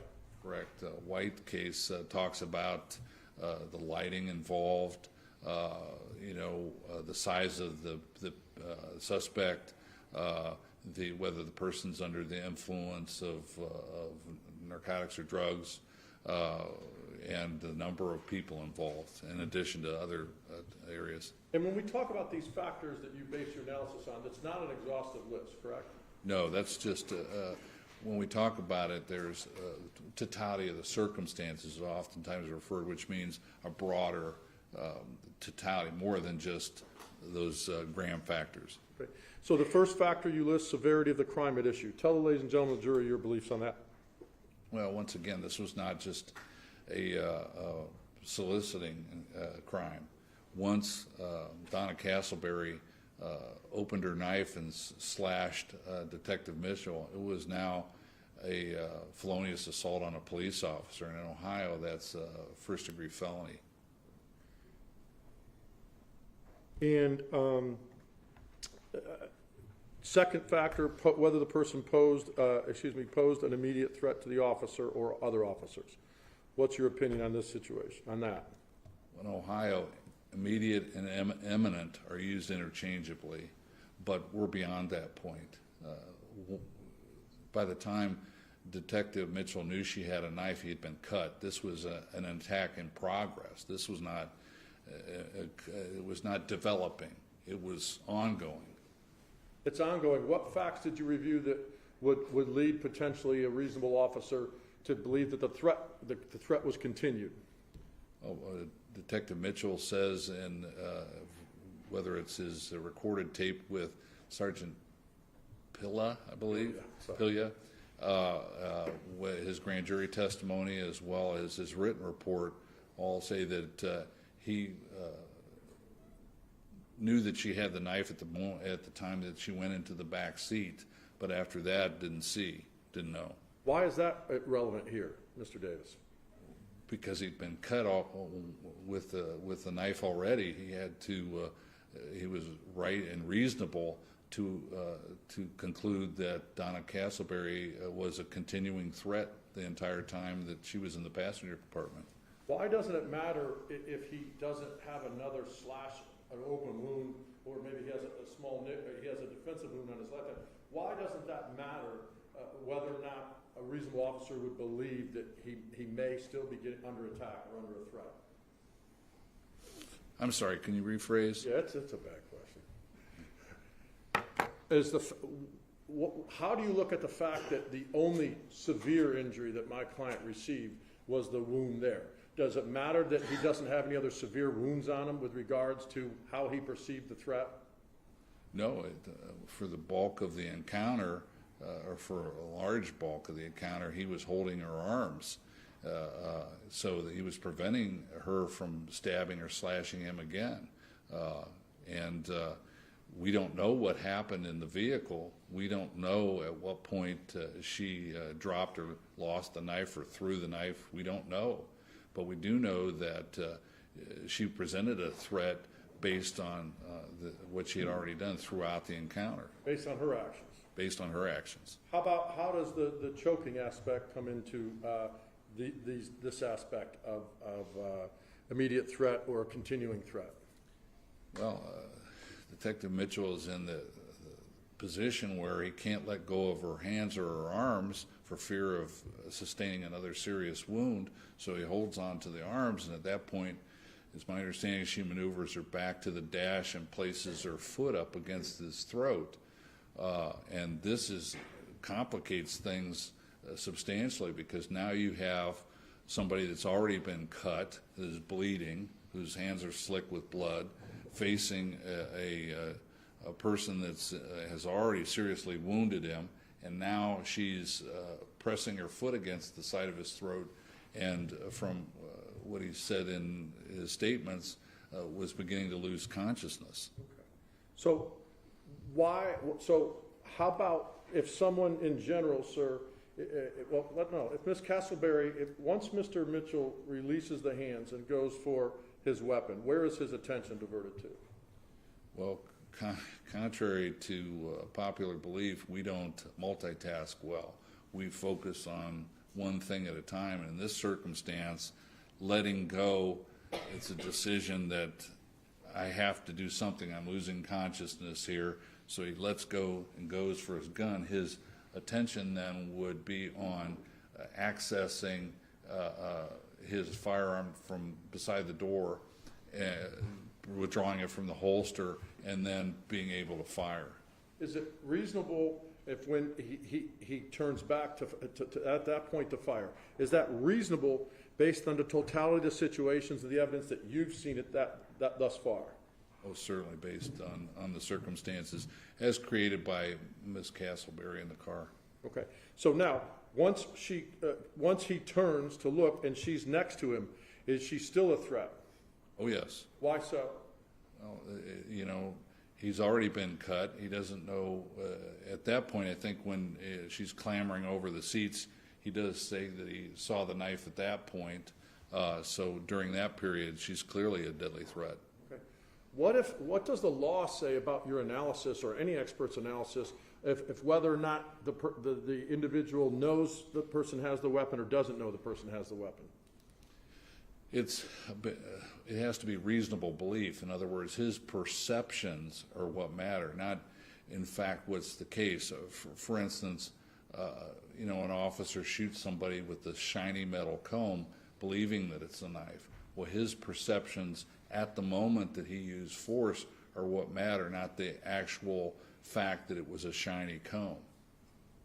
And what does Tennessee versus Garner outline with regards to your report where an officer has probable cause to believe that the suspect possesses or could inflict serious physical harm? Tennessee versus Garner has to do with fleeing felons, violent fleeing felons.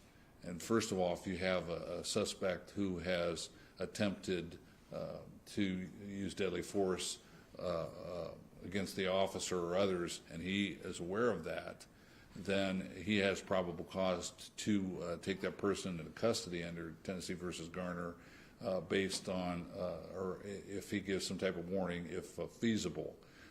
However, the standard under Tennessee versus Garner is probable cause to believe that the suspect inflicted or threatened to inflict serious bodily harm, and that deadly force is necessary to bring that person to prosecution. Did you see that in this situation? Oh, certainly.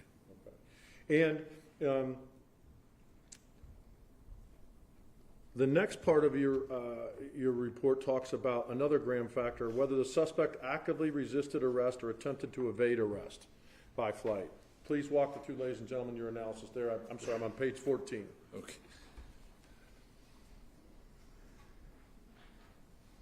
Yes, that's a Graham factor, and it talks about, obviously we have a situation that was not only a resisting arrest, it was a felonious assault on a police officer. And then, although this is a Graham factor, we don't have flight per se because she never got out of the vehicle, but that's a Graham standard. Is there ever a situation that you've experienced in your many, many years as both an officer and trainer, as well as an expert, where if an officer is going to cuff someone and someone says, "Don't put your hands on me, don't put your hands on me," is the officer supposed to not put their hands on them? No, there's, oftentimes we have people that feint all types of excuses or make statements that try to get the officer to not arrest them. Would it be reasonable for an officer, if someone tells them, don't cuff me, don't cuff me, don't cuff me, not to try to cuff? No, normally it would be continuing, and it would the officer would be authorized by law and certainly policy to put their hands on somebody and force them into a position to be handcuffed. Now going back to we know, we'll get there. I apologize. With regards to you're a firearms trainer, correct? I am, yes. Well, was. Thankfully retired. You mentioned in your report that you can't, you mentioned in your report, you give an opinion as to whether or not Mr. Mitchell heard what she was saying after the first shot was fired. Why do you say that, sir? Well, one of the responses to stress is what they call perceptual narrowing. In other words, and we're primarily site-based creatures, so that about 85% of the information that comes into the human brain normally it comes through the sense of vision. So what happens in these dynamic events is that we get what's called auditory exclusion or tunnel hearing. Our brain is still hears it, but does not process it or puts it kind of in a back. This is not as important, so I'm going to put this to the rear of my perceptions. You couple that with the fact that you're shooting within the close confines of a vehicle, and you're going to have ringing of the ears, etc., on a normal basis. What's your belief on whether or not Mr. Mitchell heard anything about what she was saying after the first shot? I believe that based on the situation, he heard it, but his brain didn't perceive it. Now, with regards to one of the things you talks about is close proximity. What does the term soot or stippling mean to you? When you fire a firearm, unburnt powder and gases come out of the end of the barrel before and after the bullet. After the bullet. And that unburnt powder or those gases can at close range cause discoloration of a wound on a human or on clothing and can be picked up. Is there a basic distance that you're aware of usually how far that means that the end of the weapon was to the person's skin? I think the outside distance is around 18 inches, I believe. 0 to 18? Yes. Okay. And certain things can block soot or stippling, correct? Yes. Clothing, seats, things of that nature. Correct. Okay. Who escalated this situation? Donna Castleberry did. Was it quickly? It was quickly. Dangerous? Oh, it was deadly. And was it a continuous threat? Yes, for the duration of the encounter, Ms. Castleberry presented a deadly threat to Detective Mitchell. Are those, once she slashed him, everything she did after that, are those considered deadly actions? Yeah, well, not every action was, but she remained a deadly threat. Could a reasonable officer in those shoes of that person there potentially perceive her actions as deadly? I believe his perceptions were reasonable based on the circumstances. Is it reasonable for what Andy Mitchell perceived based on what you know? Yes, everything that I know indicates that in this chaos of the car, with beginning with the slash of his hand, that all those perceptions were that Donna Castleberry presented a deadly threat. Let's talk about some legal duties now. Is there any legal duty of Mr. Mitchell to somehow retreat after he's been sliced? No, officers have no lawful duty to retreat, period. You've reviewed the audio tape, right, and videotape? I did, yes. Okay. In reviewing the statements, my client said he believed the door was closed, correct?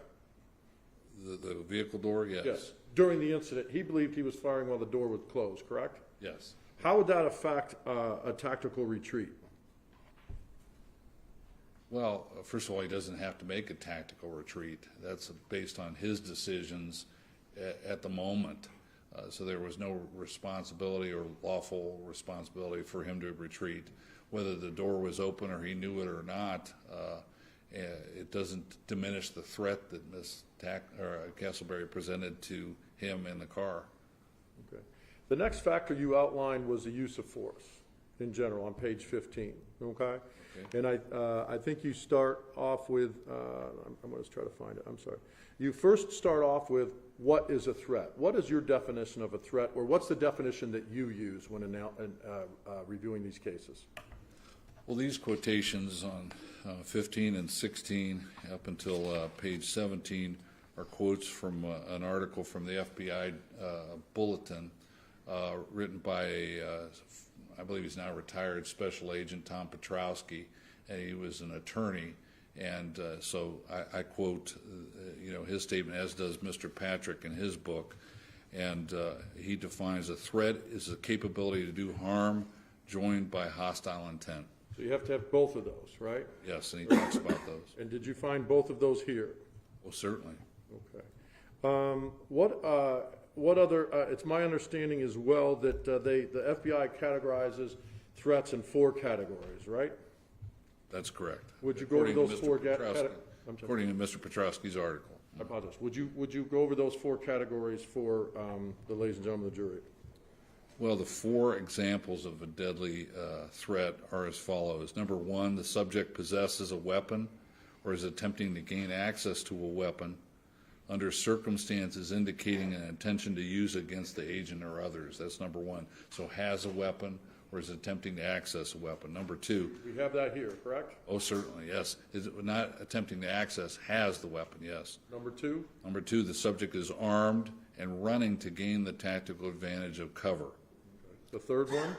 A subject with the capability of inflicting death or serious physical injury or otherwise incapacitating agents without a deadly weapon is demonstrating an intention to do so. This would be what we call life-threatening weaponless assault.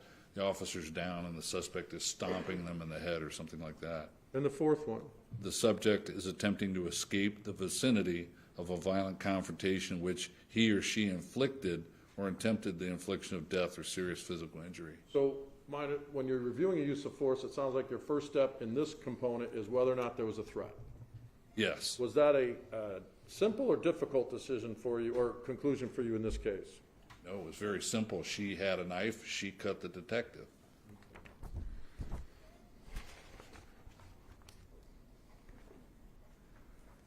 You go on to talk about, in your report, you use a phrase called reasonable force is always preemptive. Okay? What do you mean by that, Mr. Davis? Well, once again, that comes from Mr. Petrowski's article, and Mr. Patrick, the prosecution's expert, also refers to preemptive force. All force is preemptive in nature. In other words, we don't use force because of what somebody did. We use force to keep them from doing something else. In the case of Detective Mitchell, that preemptive force was, because he didn't want to be cut again. Based on your review, is that type of preemptive use of force, is that present in each and every shot from the time that Mr. Mitchell started shooting to the end? Yes, Donna Castleberry was within striking distance of Detective Mitchell during the entire encounter. Based on your experience and your review, why would Andy Mitchell continue to keep firing in this situation? Because at that time he reasonably believed that his life was in danger. Is that outlined in Tennessee versus Gardner with regards to whether probable cause and a reasonable belief that the person was posed a threat of death or serious physical harm? Yes, it is. So in your analysis of force, that's what you found in this situation? I found it met not only Tennessee versus Gardner, the probable cause, but also the standards in Graham.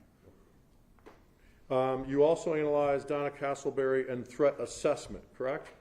Yes. And what did you find with regards to Donna Castleberry as a threat? That once she opened the knife and cut the detective, that she was a continuing mortal threat to the detective throughout the encounter. And that started once she cut? Yes, once she cut. How about the choke? Oh, it's only made things worse because now he's further diminished. He's been cut, he's losing blood, his heart is racing, and now he's struggling to stay conscious. Is it reasonable for Andy Mitchell, after that point in time and firing, even after firing the first few shots, to believe that Donna Castleberry, was it reasonable, based on everything that he had seen and gone through, to continue to fire because she was still a threat? Yes, even though the movement into the back seat, this is not a wall that keeps her from reaching around and stabbing the detective or slashing the detective further. This is not a solid barricade.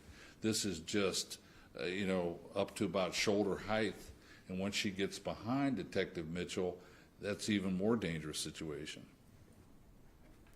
You then go to page 19 of your report. You talk about attention, and I think you talked a little bit about this to ladies and gentlemen of the jury, and I know Mr. Borden did as well. And you talked about where Andy Mitchell's attention would be from the time he let go of his hands, correct? Can you refer me to a paragraph? No, previously you just Oh, I did, yes. Yes, where his attention would be, correct? Correct. Now, the ladies and gentlemen heard some testimony from Mr. Borden about shot cadence and response time, correct? Oh, no, you didn't hear that. But, so the ladies and gentlemen of the jury heard that. You reviewed Mr. Loomis's report, correct?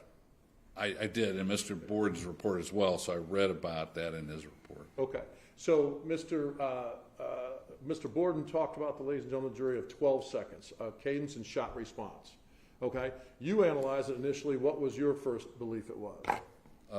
My period of time was somewhere around 14 seconds. Okay. You told in your report that you don't find that 14 seconds is excessive in this situation. Why? There is no, in armed encounters, there is not a man with a stopwatch or tape measure. These things are much like when we talk about research and we talk about statistics and averages, they're much like a football game with a running back. You may get a 5-yard gain, you may get 20, you may get caught in the backfield, but the average is what people look at. And those don't apply to the variety of different types of encounters. And I don't know of a situation since I've been working where a plainclothes detective has been in a shooting in a vehicle. So this is an anomaly in and of itself. Unique that the first time you've come across that. Under these types of circumstances, certainly. Okay, and so you mentioned so what factors? So you don't find that the 14? Let's back up. You agree? So you're saying 14 isn't excessive. So you would agree that 12 is even better? Yeah, it's my understanding. Mr. Loomis has more experience with video than I do. I yield to the expertise, but it's a tighter time limit. I found that 14 seconds was a reasonable amount of time because we're not talking about an uninjured detective or normal circumstances. When we talk about Mr. Borden talks about in his report averages and everything, that's in a laboratory or on a flat pistol range with no stresses. In this case, you had a detective who had sustained a serious wound, was losing a amount of blood, and was exhausted by the time he even accessed his firearm. Those types of averages, there's simply no average for that. Are there any studies done inside of a car with regards to a shot response? Not that I'm aware of, not that I've ever seen. Are there any studies done police officers of shot response and the cadence with regards to someone with a sliced hand? Serious injury like that, no, and of the gun hand as well. Have you trained officers on response time in the state of Ohio? Yes. Okay. And how about switching the gun from one hand to another? Can that affect shot response? It's certainly as part of the annual qualification for firearm or for law enforcement officers in the state of Ohio. They have to shoot with their off hand, and that you're going to find that those shots are going to be slower in cadence and more inaccurate. You next talk about, why do you talk about human factors in deadly use of force by police officers in general? Why do you talk about that in your report, sir? Because what we find is that these things they're not static events. In other words, as part of the officer's response is the response of the human being in times of peril. And if you can imagine, if you were involved in an auto accident, a car pulled out, or the last time in Columbus, I'm sure this happens a lot, a car pulls out in front of you and you slam on the brakes. and you find yourself, shaking and heart racing and all those type of things, or any other chaotic event that you've ever experienced, that is part of how the human responds to times of peril. You talk about SNS, or sympathetic nervous system reaction time. What does that mean, sir? Well, SNS is the sympathetic nervous system, and that's a fancy way we address what you probably know as fight or flight. What happens in your brain and in your body. SNS is a branch of what's called the autonomic nervous system. Autonomic means automatic. You don't control it. Low form levels of arousal, or the parasympathetic nervous system. For instance, you go out on a hot day and you start sweating. You don't have to think about it and say sweat on. It's your brain's reaction to the heat. That's low form level of arousal. In the SNS response, we have higher form. For instance, if you've ever had a loud noise and you jump really quick, that can be an SNS response. And the way your brain works is there's a system called the limbic system, which handles those high levels of stress and those types of situations. You then go into about systemic nervous system with perceptual distortions. Why do you have those two together, sir, and how does that affect an individual in a traumatic situation? Well, once again, we've found through research that these types of perceptual narrowing, or we call them distortions. The latest scientific research done by Force Science and others is that they aren't distortions. It's just that your brain is filtering out unimportant stimuli. In other words, when that car pulled out in front of you and you slammed on the brakes, you weren't paying attention to the person on the sidewalk walking by. Although your brain it was in your sense of vision and you saw it, you don't remember it because your brain was focused on the stimuli in front of you. The same goes for both vision and hearing. Correct. Okay. And you talk about perceptual narrowing, auditory exclusion. That's what you just explained to the ladies and gentlemen of the jury, correct? Correct. Okay. Why are those analysis, Mr. Davis, so important in the case law that governs the analysis of this type of case? Because, Graham v. Connor, and in the White case, they talk about this as well, that we are to judge the officer's use of force by their perspective at the moment. We're supposed to put ourselves in their shoes in the totality of the circumstances at the moment that they use force. Based on the things that you've laid out in general, what is the normal? What is your belief about whether or not do officers perceive things differently in these types of situations? Based on a police officer? Yes. Yes. Well, a police officer, we hope, has training to identify these threats as they're developing. What we don't want is the situation to deteriorate where an officer is caught in what we call an action response loop. And in other words, because a suspect's actions are always going to be faster than an officer's response. And so by training, we can look at the threats as they develop and stop the threat then. When you review officers' statements, evidence, their tape statements, and you compare them to an audio video, do you expect them to be exactly the same? No, I've reviewed thousands of hours of body-worn camera video. In my last assignment with the Akron Police Department, I worked on a number of shootings. And in none of those shootings and in none of those situations with use of force do officers have recall like a videotape. So is that why the case law mandates that you don't use words like exactly precise or exactly or very precise when analyzing this?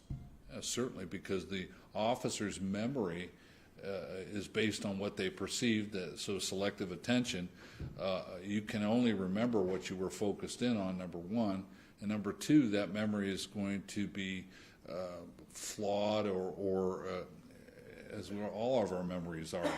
It's not going to be exact, precise, or like a VCR to date myself, or a DVD, you know. Or a tape recording on a phone? Exactly right. Does that mean that the officer's lying about what they perceived? No, we want to get, these happen oftentimes in investigations, and that's why the professional way to do things is to get the officer's original statement without aiding them with watching a video, get their statement, then they can watch the video and add to their statement, etc. And is it fair to say it's very common when there's discrepancies about what the video actually shows and what an officer remembers in their statement? I have never had a case that I can recall where an officer's statement was exact, in terms of the video, whether it was audio or a video. You talk about in your thing that you have to, White examines the duration of the struggle. In this situation, how is that important here, sir? Well, you take an average middle-aged subject, officer, and they're in a fight for their life. As the time ticks in through that encounter, that what they're going to be at the end of the encounter or towards the end of the encounter is not going to be the same performance as at the beginning.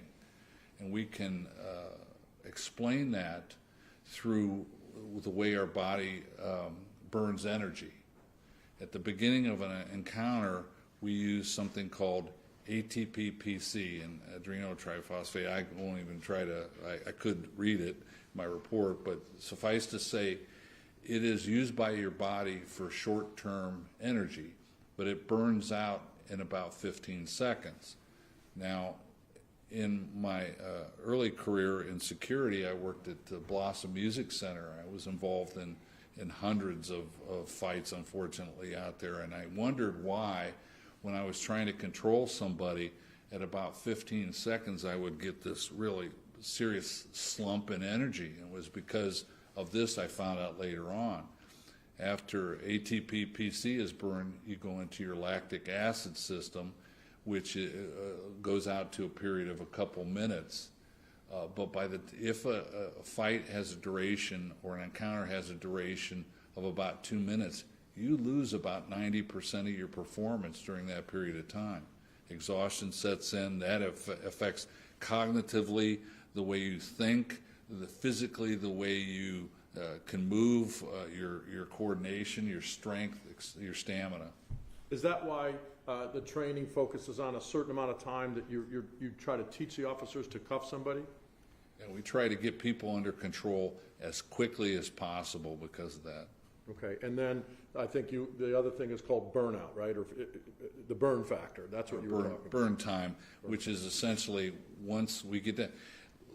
Maybe there are some officers, and there are officers out there that are aerobically very fit or whatever, but even those officers, at about 2 minutes of fighting with somebody, are gasping for breath, having their hands may be shaking, their brain is not thinking as clearly as it was.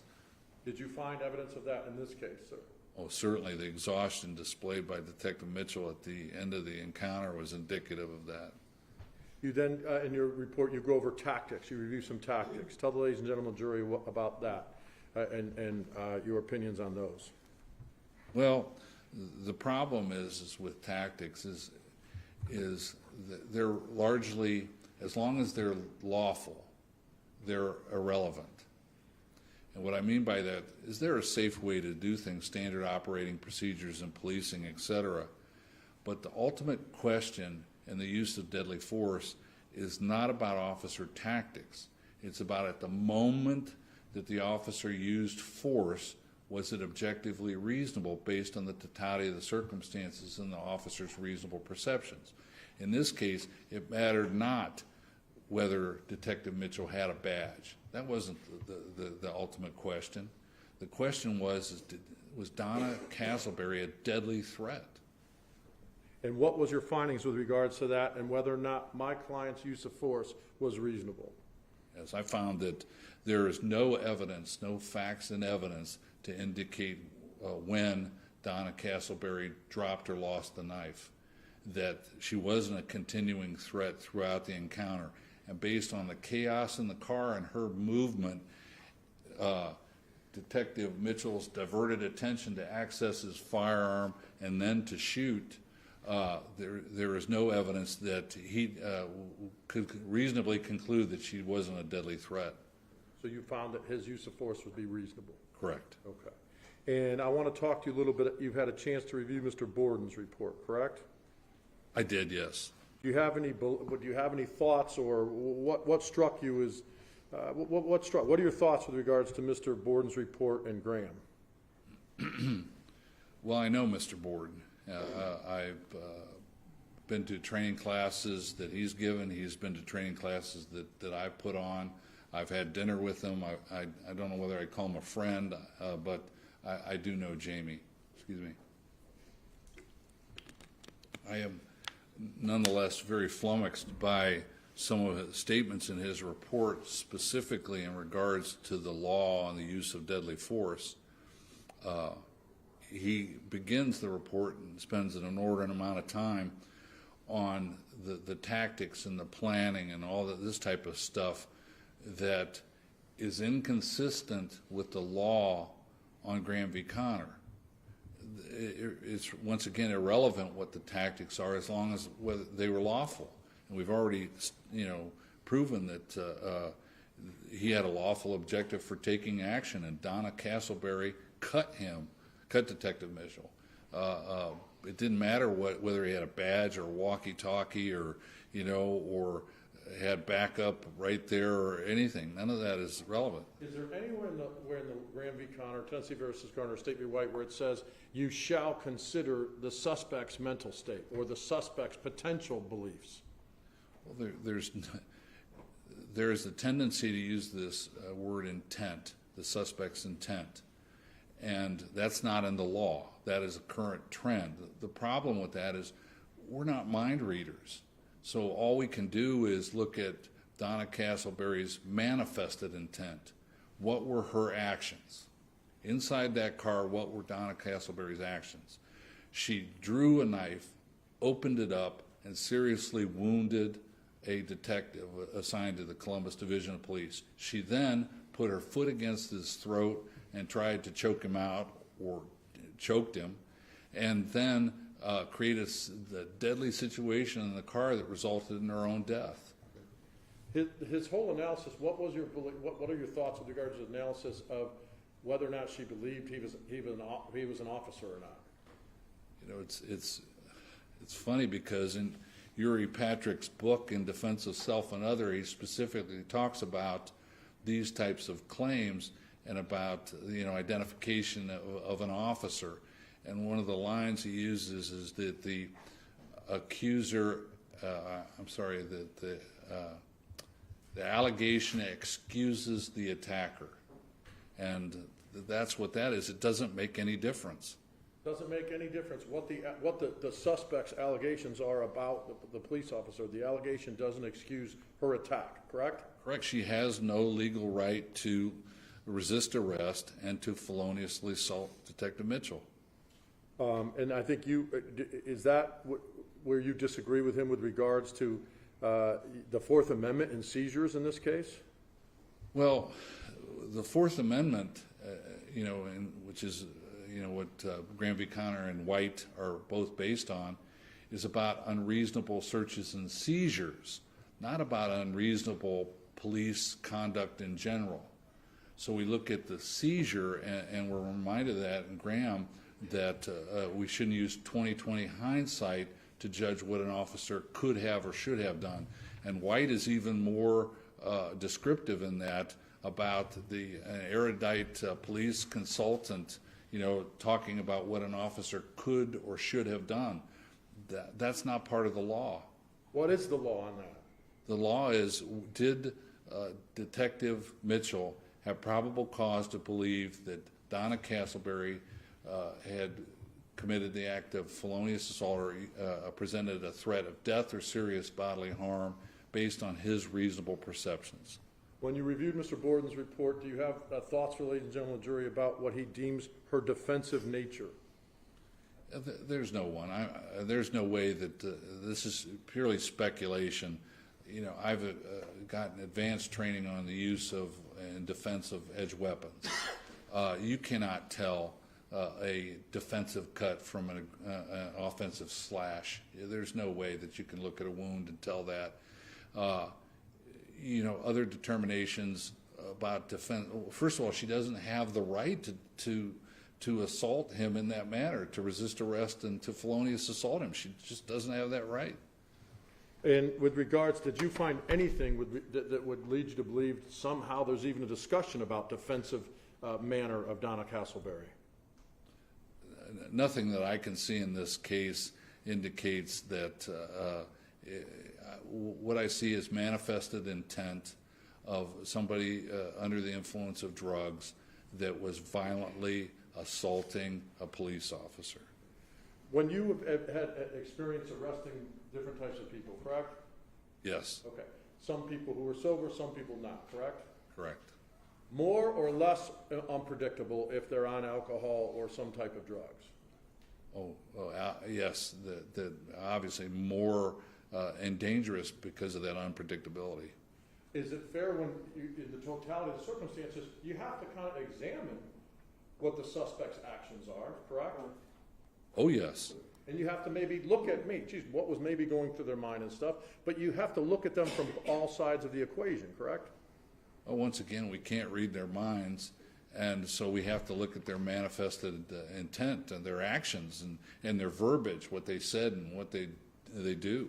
Have you ever come into contact with a concept about a trust process between an officer and a suspect? Is there anything in the Graham v. Connor, State v. White about that in any way, shape, or form? No, I've never heard the term trust in a use of force case law. Sir, once again, what is your opinion on whether my client objectively used reasonable force based on the totality of the situation, and what would a reasonable officer do in his or her shoes at that time? I believe, based on all the facts and evidence, that at the moment and moments that Detective Mitchell used gunfire, that his use of force was objectively reasonable based on the totality of the circumstances and his reasonable perceptions. Mr. Davis, that's all the questions I have for you. I think Ms. Pritchard and Mr. Cable will have some for you. Thank you. Thank you. Ladies and gentlemen, we're going to take about a 10-minute recess right now. Hold on. Do not discuss this case among yourselves. Do not permit anyone to discuss it with you or in your presence. It is your duty not to form or express an opinion on the case until it is finally submitted to you. All right.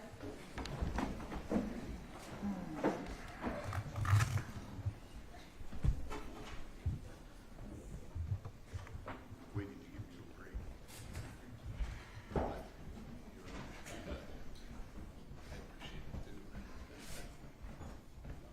Just let me know. Thank you.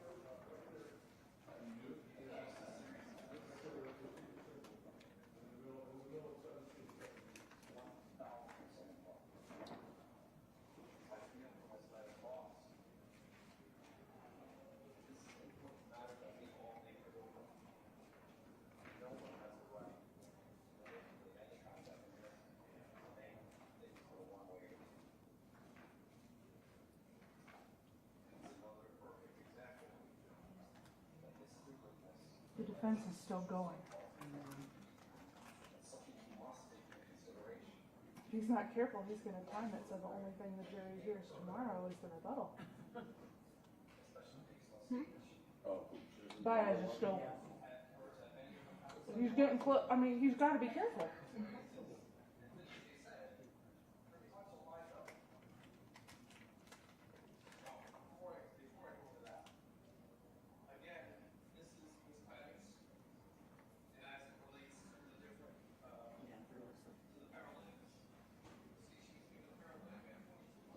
He has a power.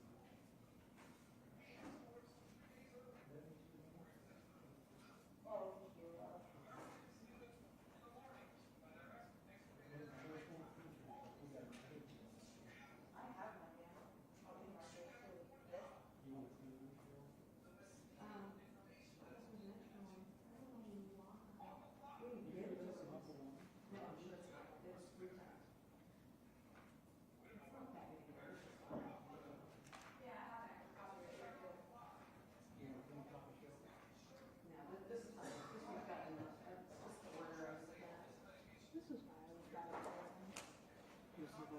This is why I was bad at lawyering. I'm not a fan of lawyers.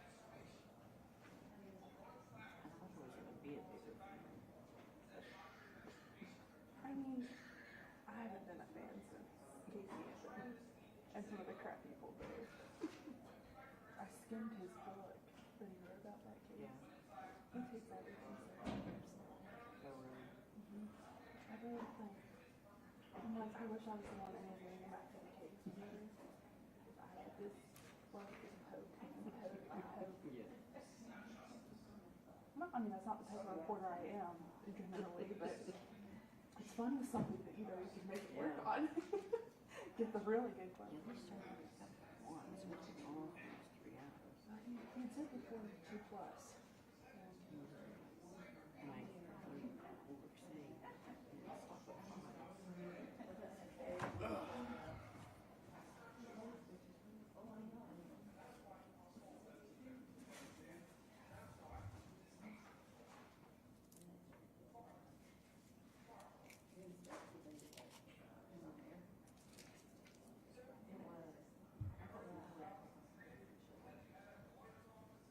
Does he say anything that makes any sense?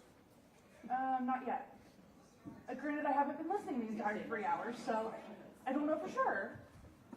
But in the 10 minutes I've been listening, no.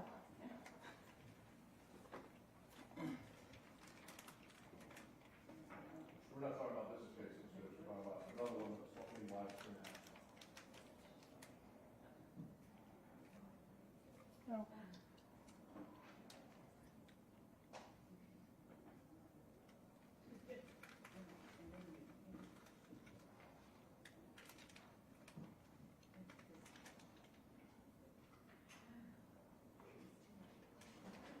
Bill, can I ask you a favor? Instead of me pounding over you, Throw it take away. that to that trash can? Yep.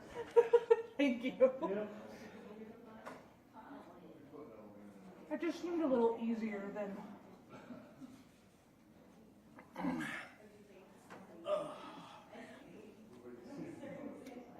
I see your counterpart last week wouldn't stand up for. He would sit down and stand back up to move stuff around. Yeah, I think it's easier to. you just want to be ready for anything to happen. Right. Well, and he wanted to read a book. So he would sit down and read and then. How late you'll think they'll go? 4:30? Maybe 5. I don't think they'll go later than 5 unless it's like we have 5 more minutes type thing. open pretty good about 9 to 5. Or as close to 5 as we can get without it being. Like if they get done here in the next half hour, they'll be done for the day. I don't think that's particularly long.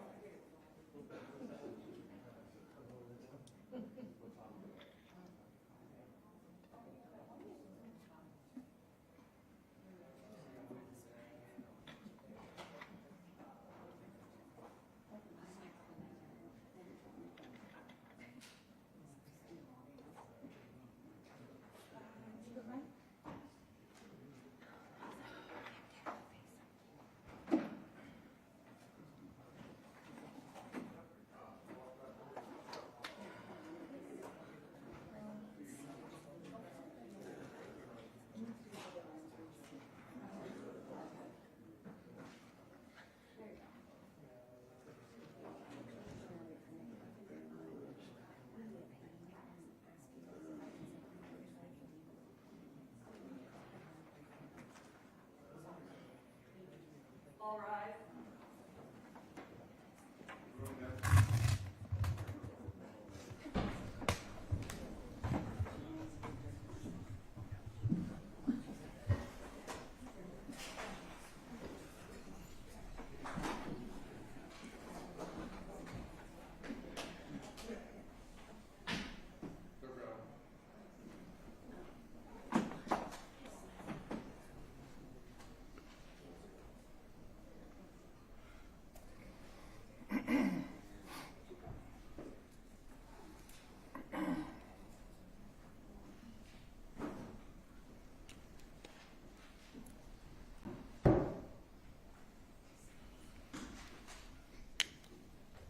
You get to play golf at Firestone.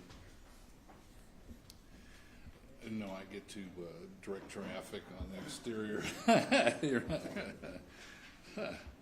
I have some friends that play on a regular basis, though. It's a beautiful course. I live up Lawful.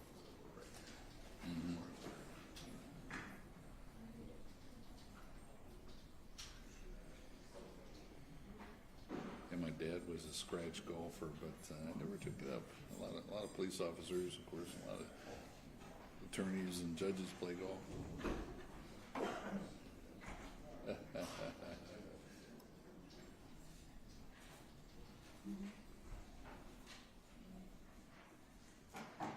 You need to put anything on the record prior to bringing in the jury? Is there anything from the state? Anything you need to put on the record prior to bringing in the jury? I don't think so. No, jury. I played 2 weeks after the tournament. Well, just thinking about it. You get a real appreciation of how good these guys are at playing. Yes, yeah.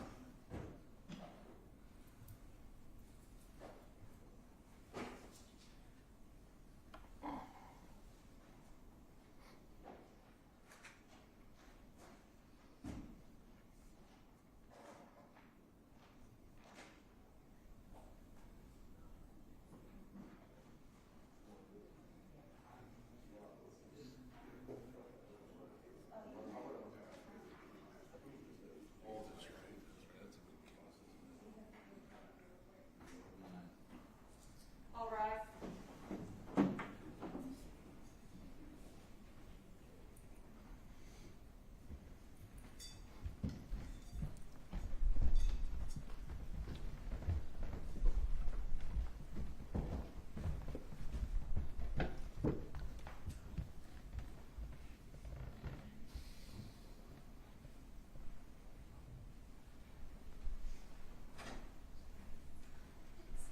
Everyone can have a seat.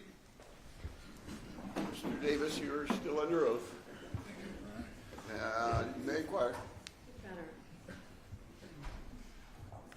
Good afternoon, Mr. Davis. I'm Cheryl Pritchard. We spoke very briefly on the phone the other day when I think you were egg coloring and I was at a soccer game.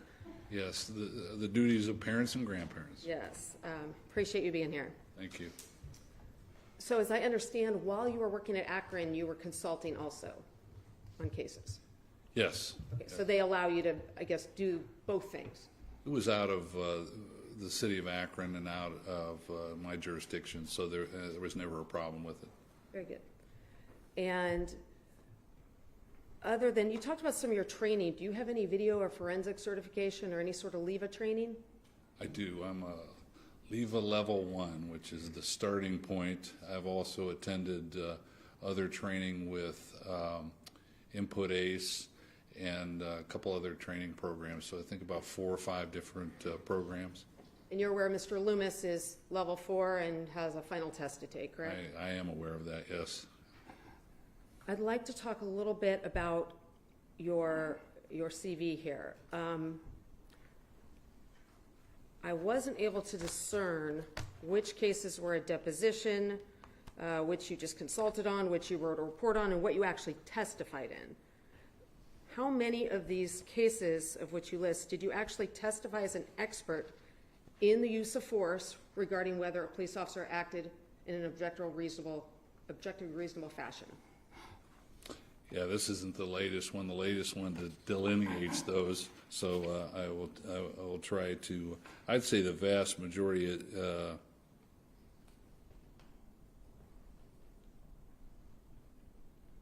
Cases where I've been retained that have been either settled, if they were civil cases, or charges dismissed, or et cetera, or a plea.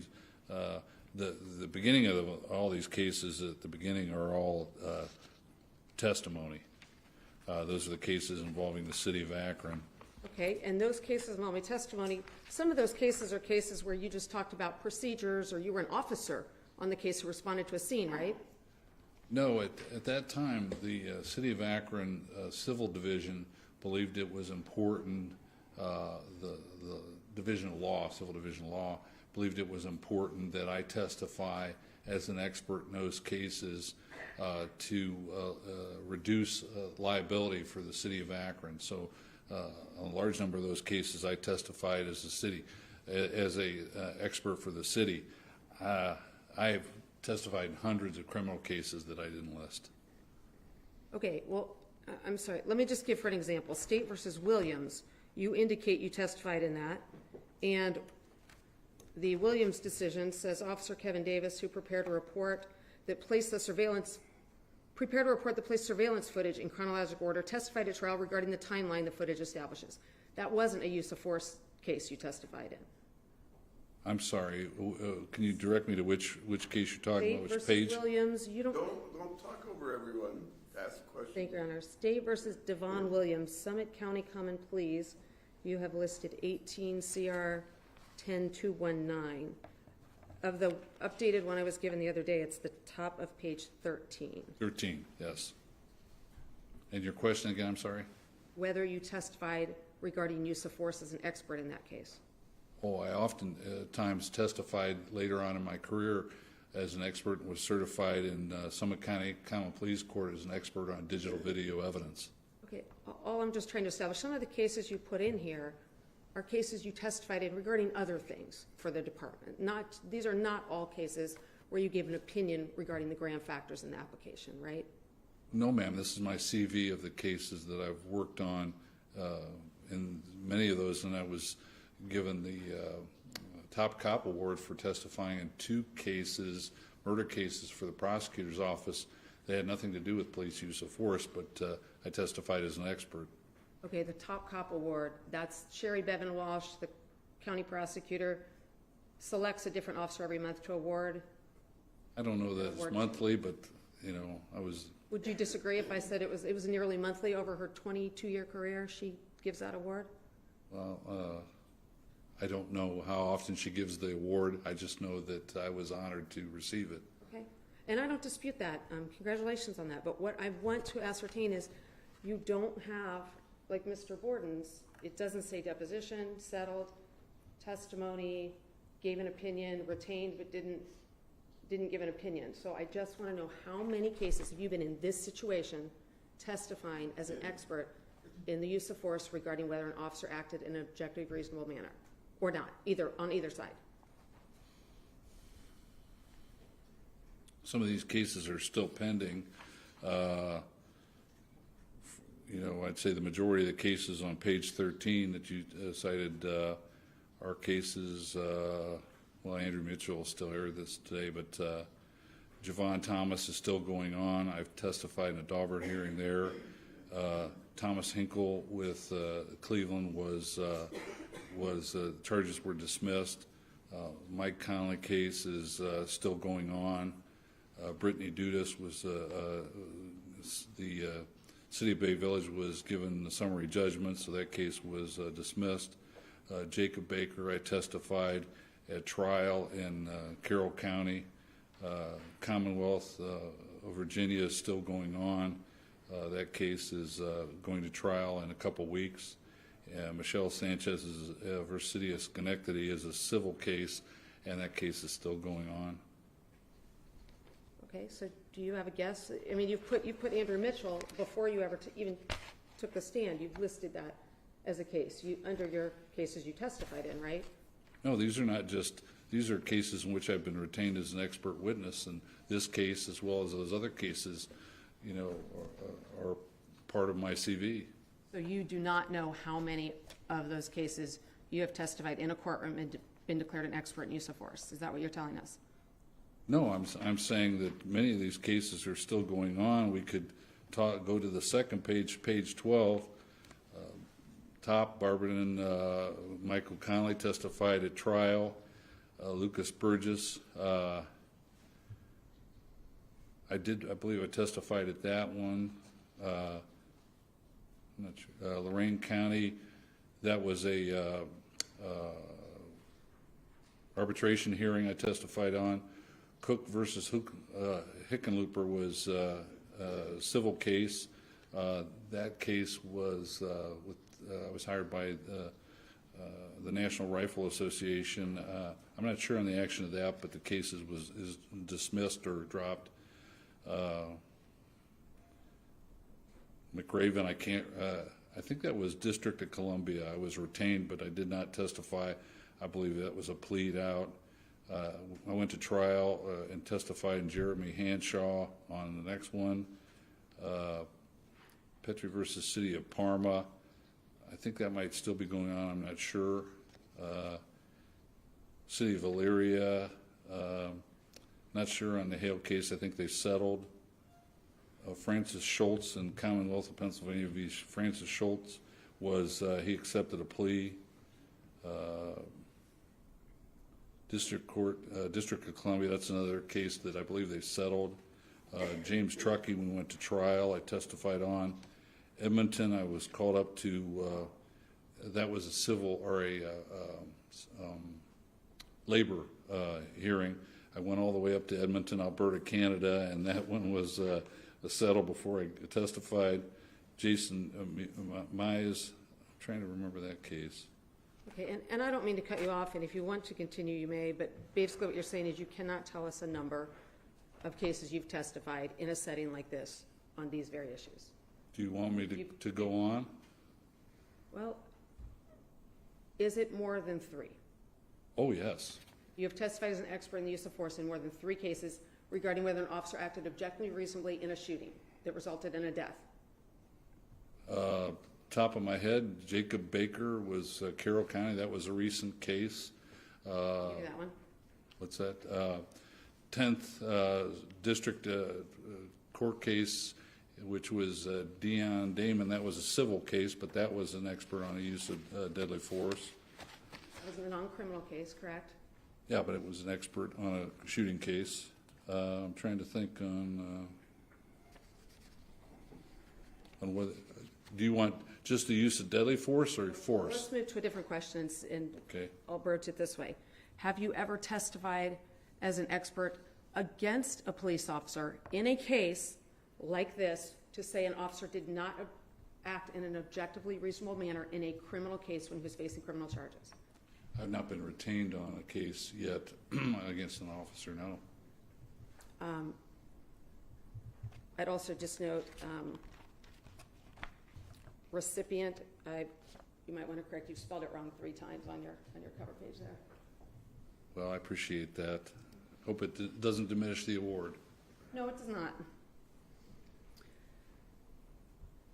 right. This one, you talked about you're familiar with Jamie Borden.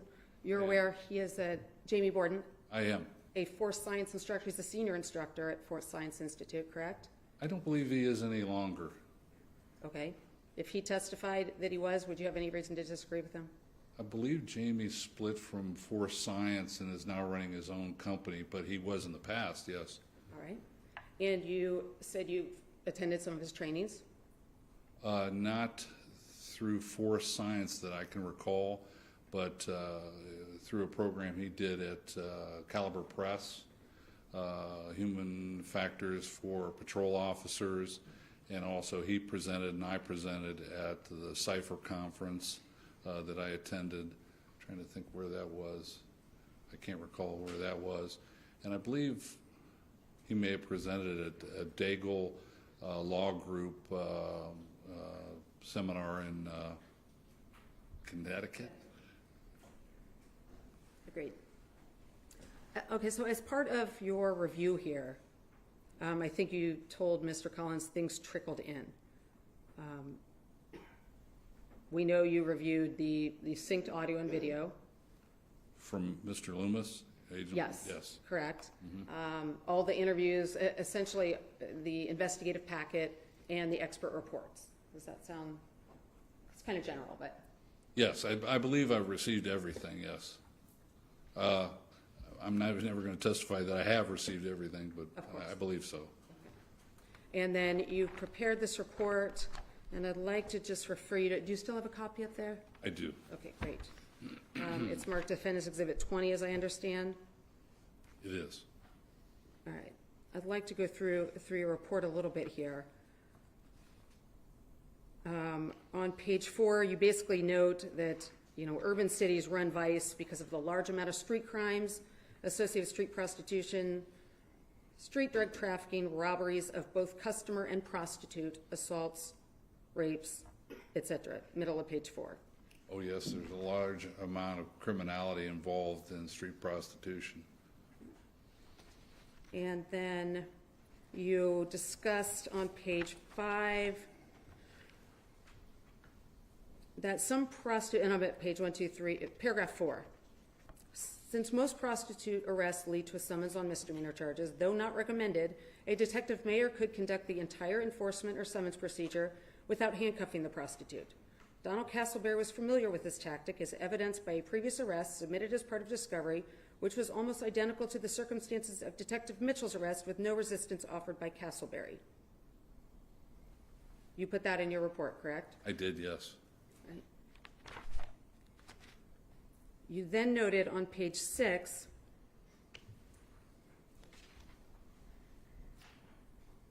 and you said that Donna drew her knife, created a set of deadly circumstances within the entire passenger compartment.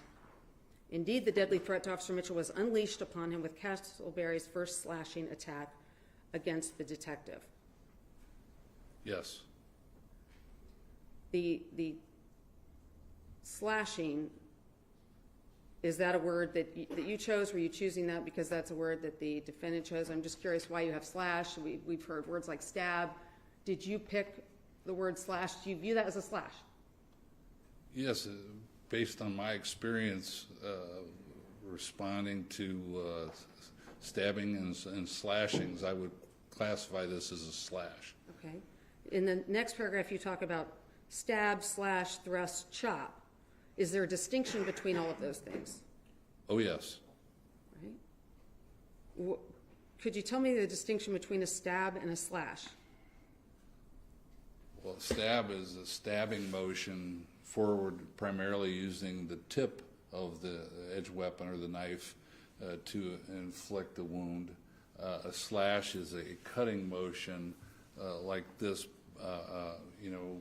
to draw the edge of the blade across the skin of the victim. And if somebody were trying to just hypothetically fight off an attacker and got him with a knife, would you characterize that with any of these words? I'm sorry, can you rephrase? If somebody was trying to fight off an attacker and cut them with a knife, would you call that a slash or a stab or a thrust? If somebody, or in this case, I'm hypothetically confused. just Oh, anybody. hypothetically using a knife in a defensive posture, all of those could be done, stabbing, slashing, chopping, hacking, all of those things could have been done, or can be done. Okay. You also have a photo at the bottom of page 6, and there's a female with her hands up and a male. You're aware that these two were not eyewitnesses to the events, right? Yes, I just, that was still images from Officer McDaniel's body-worn camera video. Okay. And when I say events, I mean the actual shooting, in fairness. They saw things before or after, some of them potentially, correct? No, this is just as Officer McDaniel was responding to the scene. Right. Page 9. You know what, I'm going to come back to that in a minute. Let's move on to page 10. You note some elapsed time. And you have in here the elapsed time, 6 minutes, 20 seconds. The resisting and physical fight begins. So you have characterized the get off of me, don't put your hands on me as resisting and not defensive. Is that what you're saying? Oh, it's clearly resisting. The detective makes the statement that she's under arrest and he's trying to handcuff her. It was clearly resisting at that point. None of that is defensive. Get off of me. Don't put your hands on me. We're not talking about a citizen. We're talking about a police officer who has probable cause to make an arrest, who isn't effecting a lawful arrest. It's not defensive in nature. It's resisting arrest. But if we're characterizing Donald Castleberry as an aggressor, her belief that he was not a police officer is important. Who's classifying Donna Castleberry as I'm classifying her as an aggressor, Exactly. Certainly, yes. Exactly. But So if there's evidence to show she was not an aggressor, that's important to the equation. Correct? you can't push a police officer and during the course of a lawful arrest, you have no right to resist arrest. You have no right to push the officer. If you know it's an officer, it's pretty clear. Because Donna did not believe he was a police officer, her actions need to be viewed a little bit differently here, right? To show her as an aggressor, unless she's just lying about him being a police officer, being an aggressor versus being a scared prostitute are two different things, right? Well, reasonable attempts were made by Detective Mitchell to provide, and he did provide identification to show Ms. Castleberry that he was a law enforcement officer working for Columbus Division of Police at that time. Those statements are unreasonable. And once again, your expert Uri Patrick talks about these types of accusations, to excuse the attacker or excuse, the suspect, and that's not appropriate in this. She doesn't have the right to resist arrest.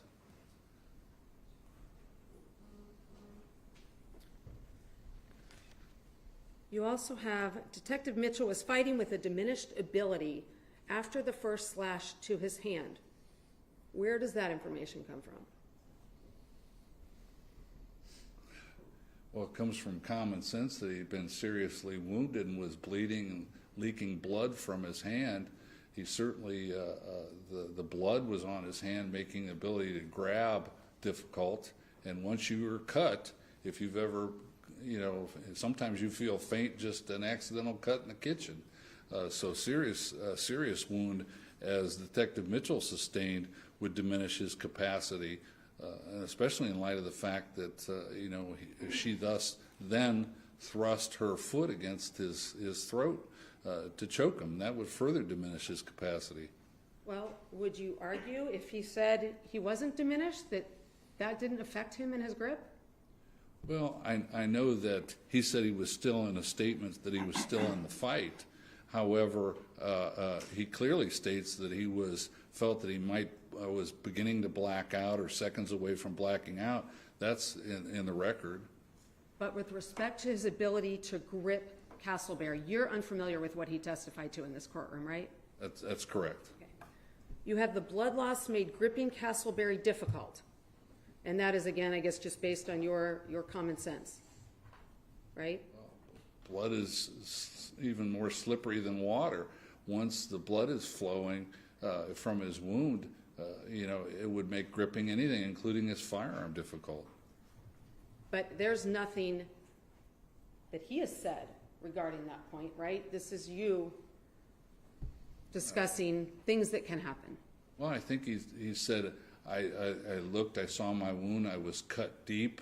I forget what the other terminology, but he acknowledged the seriousness of his wound and talked about bleeding during the encounter, so yes. Page 11, you say, we can hear from the audio tape that Castleberry continued to remain in an agitated state throughout the encounter until the last shot was fired. I'm What sorry, can you refer? Yes, second paragraph, I'm sorry, the last sentence, second paragraph. We can hear from the audio tape that Castleberry continued to remain in an agitated state throughout the encounter until the last shot was fired. Yes, I did write that. Can you tell me what about the words sorry, okay, is an agitated state? Well, it's not just what was said, it was the way in which it was said and the screaming that was going on throughout that encounter. Well, you said the agitation until the last shot was fired. So you listened to the audio.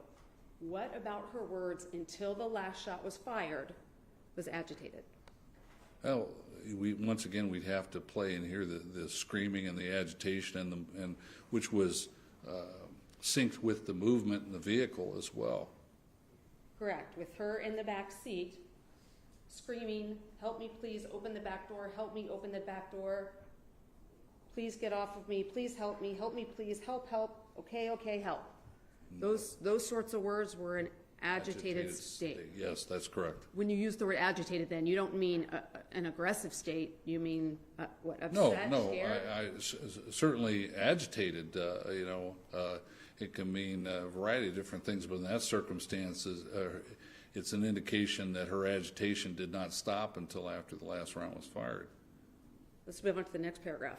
She moves from the center area of the front seat to the passenger window, over the front seat to the rear, and from passenger to driver's side of the rear seat. That can be interpreted as an effort to get away from him, right? I'm sorry, can you refer me? You started before I knew where you were. Paragraph 3, page 11. Okay. It is the second sentence that she went over the front. It starts with she moves from the center area All right, go ahead, please. over the front seat. Basically, you're describing she moves from front to rear. Would that be Yes. consistent with the person moving away, trying to get away from somebody? I don't know what she was doing in her movement. I do know that in violent encounters, people don't stand still. Whether they shoot at officers or stab at officers, they move. And she was within the confines of the vehicle, so moving from the front seat to the back seat just indicates movement. Okay.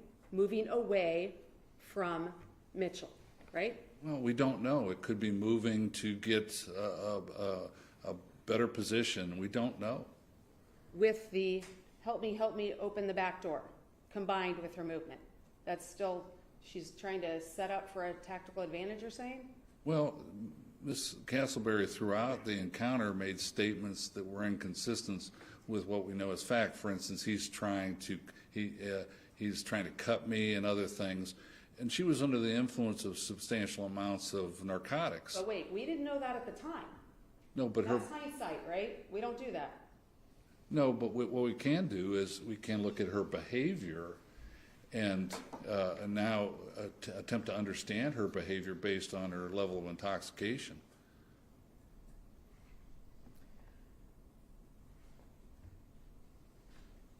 We have the spread of shots is an indicator of Castleberry's movement, same paragraph, I'm sorry, throughout the passenger compartment. And then you go on to talk about the sympathetic nervous system. Yes. Is the spread of shots also indicative of possibly tracking her movements throughout the back of that vehicle? I look at the location of the gunshots as just the beginning shots as shots that fend off. That would coincide with his statements. I was just trying to get her off of me or something of that nature. They were fired with his left hand across his chest, and these are, we have one round, I believe, that went through the roof. This type of shooting is going to be inaccurate, and you're going to have a wide range of shots or location of impact points at that point. Then we have an exchange of the gun from left hand to right hand, and from what I understand, Detective Mitchell turns in the seat, and that's when we would have the delay in the cadence of the fire and the other 3 shots fired. So, well, that's one explanation, but another explanation is he was following her movements in the back seat while firing, correct? Not anything that I can conceive of, no. Not based on the left hand across his chest, and then the exchange of fire, and one of the exchange of fire to a wounded hand as well. We have an accurate gunfire, because, you're not going to shoot as you normally would with a hand that's been flayed open. Great. Let's move to 1, 2, 3, 4. Fourth paragraph on that page, 11 still.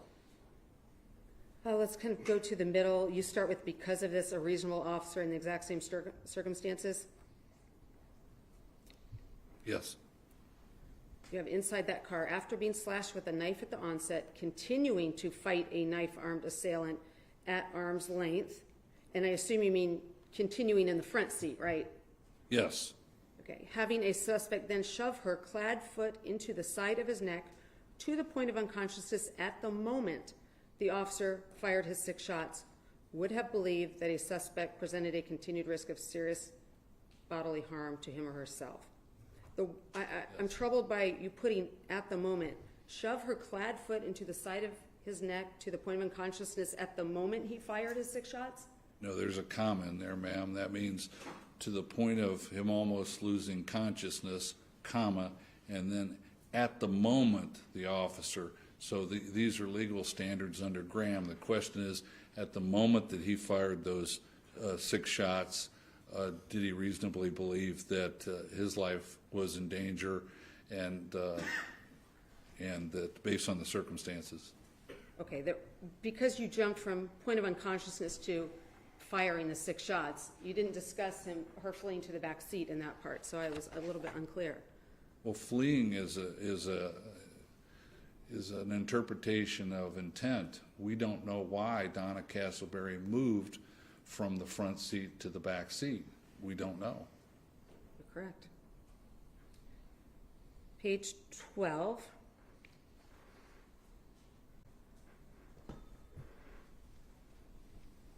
One, two, three, 4th paragraph down.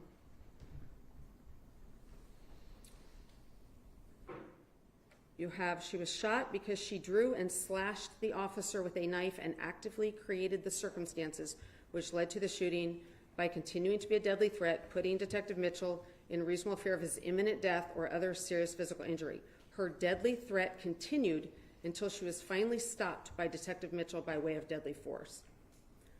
Yes. Could you explain her deadly threat continued? When she went to the back, we've established, I think, that he says she may have had the knife. He thought she had the knife at that point, but doesn't know further. So her deadly threat continued just by virtue of the fact that he didn't know where the knife was? Or was she doing something active? What do you mean by that sentence? Her deadly threat continued until she was finally stopped by Detective Mitchell by way of deadly force. Well, I believe the Detective Mitchell's statements and testimony as a grand jury that he feared for his life at that point continuing. He didn't know. Obviously, when she went from the front seat to the back seat, the attention was diverted to get his gun, so we don't know, or he didn't know what she was doing at that point in time. Once he turns, with all the movement of Donna Castleberry, I think it's reasonable to believe that he didn't know, and his statements are that he didn't know if she had the knife. So she presented a deadly threat based on her felonious assault of him to begin with, her armed status in the front seat, and then the continued movement in the rear seat. The continued movement, just the fact that she was moving. Well, she was moving in the back seat sporadically. He could not see, or that would impair his vision of seeing a knife in her hand. You mentioned fear, and I think you wrote an article on fear, and you basically said, an officer stating in his interview, "I feared for my life," that is insufficient for the use of deadly force. He must articulate why he felt that which he perceived, based on the totality of circumstance. I'm sorry, can you refer me to the article, please? Absolutely. You wrote a blog, kdforcetraining.com, on fear, and you did an interview, it appears. Do you have a copy? I'm sorry. I can approach you. Your Honor, may I approach? Mark it.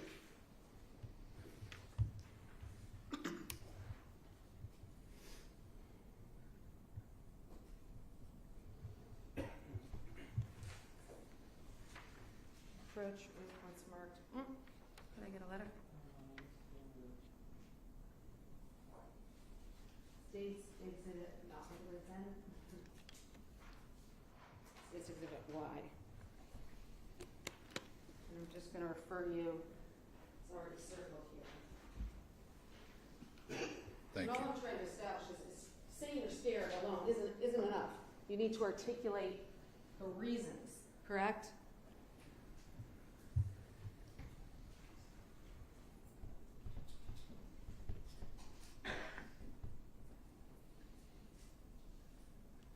What this article and what this statement was about officers need to be cognizant of the fact that they have to articulate the circumstances that they use deadly force.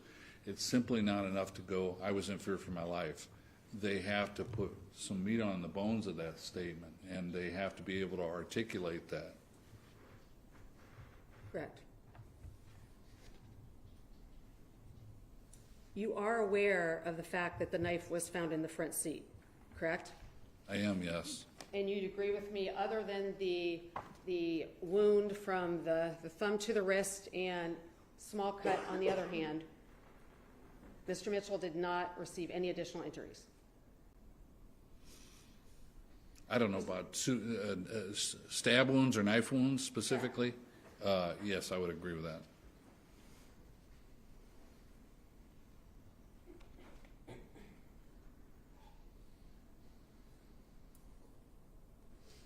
Yet you mentioned the entire time of the encounter, Castleberry continually presented a deadly threat. But she never cut him again, right? No. Yes and no. Yes, I maintain that she presented him a deadly threat throughout the encounter, and no, she didn't cut him again. Page 13 at the top, first paragraph. You indicate she quickly escalated a misdemeanor arrest and physical resisting to an armed felonious assault on a police officer. Where in the audio does this support that she escalated this? She has a knife. She cut me. I think that clearly indicates that she draws a knife and cuts him.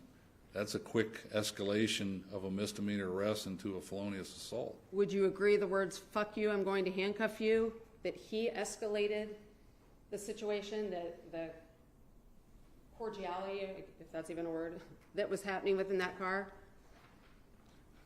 Unfortunately,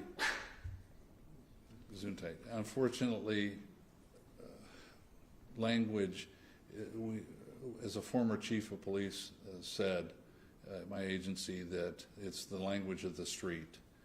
We sometimes we don't like when officers use profanity, but we can certainly understand it under the circumstances.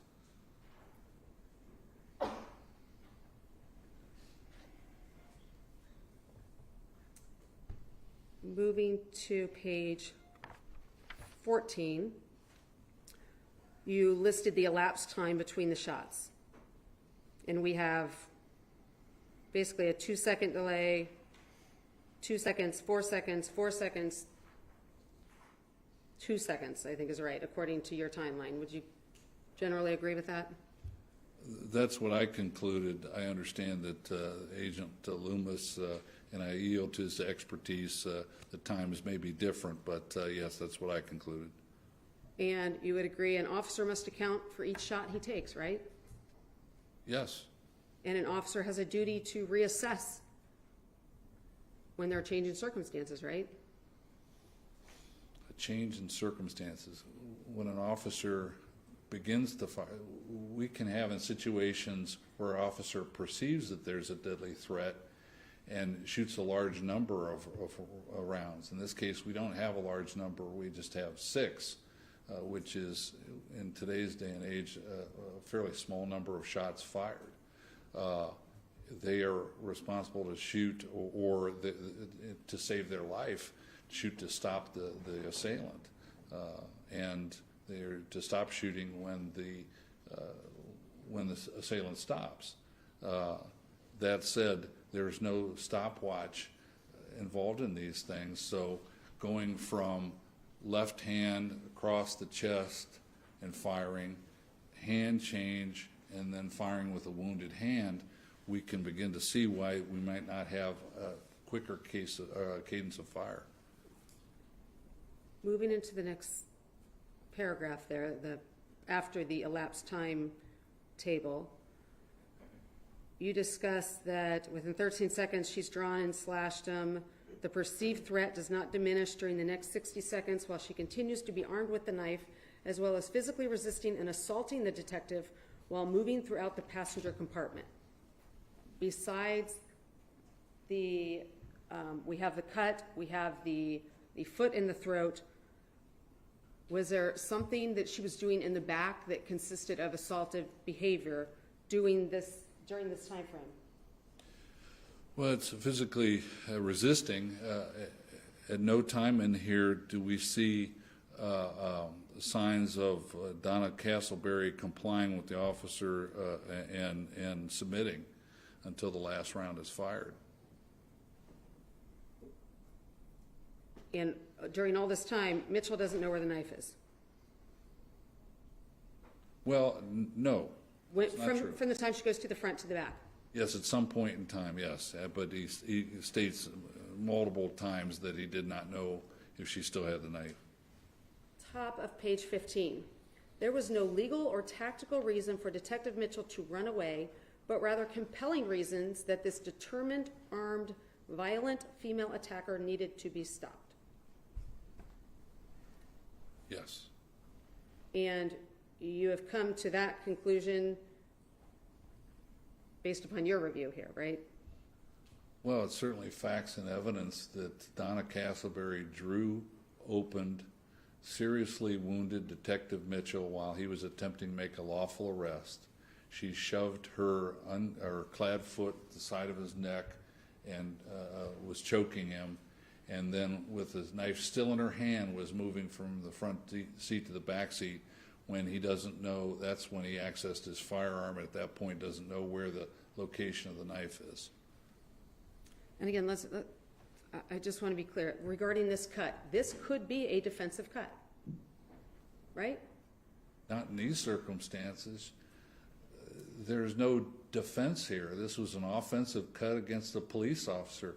She doesn't have the right to draw a knife, open it up, and cut a police detective in the performance of a lawful arrest. She does not have that right. She's not yelling, I'm going to kill you, I'm not going to jail, anything of that sort, and slashing him, right? That would maybe tell us more about her intent if she said something like that, correct? we don't need verbiage when we have a physical cut that seriously wounds somebody.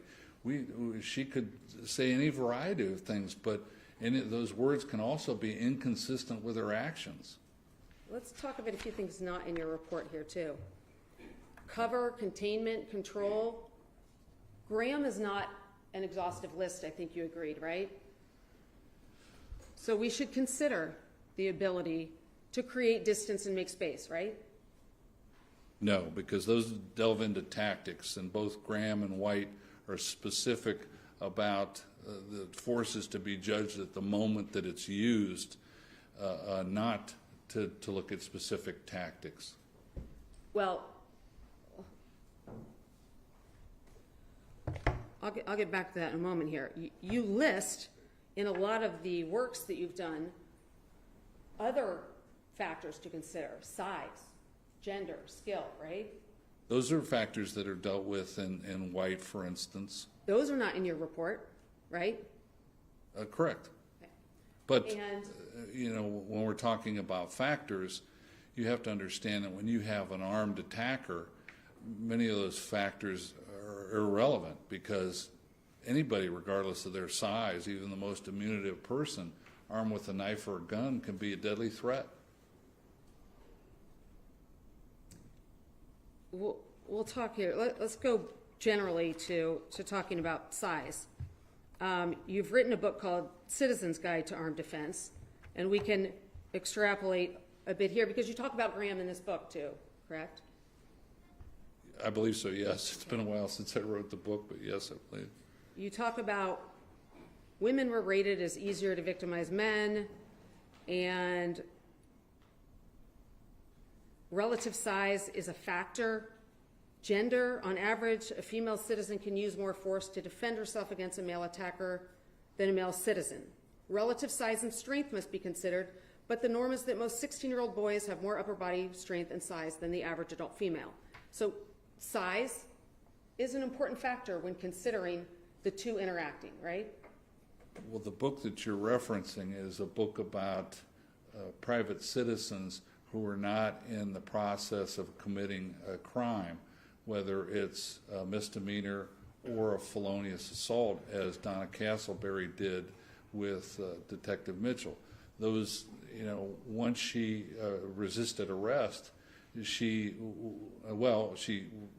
had committed the elements of soliciting, so he was placing under a lawful arrest. But once she resisted arrest and then assaulted him by way of using a knife, that's not what that book is about, or that context is about. You're telling me her size and gender doesn't matter? If she were a 300-pound man in the back and he were in the front seat, she'd be perceived as more of a threat, right? I'm sorry, she'd be perceived as more of a threat? If we were talking about not a 5'4", 110, 15-pound woman, and it was a larger man who was his attacker, right? That would be a factor. You can't discount. Detective Mitchell was not attacking Donna Castleberry. Donna Castleberry attacked Detective Mitchell. That's a fact and evidence.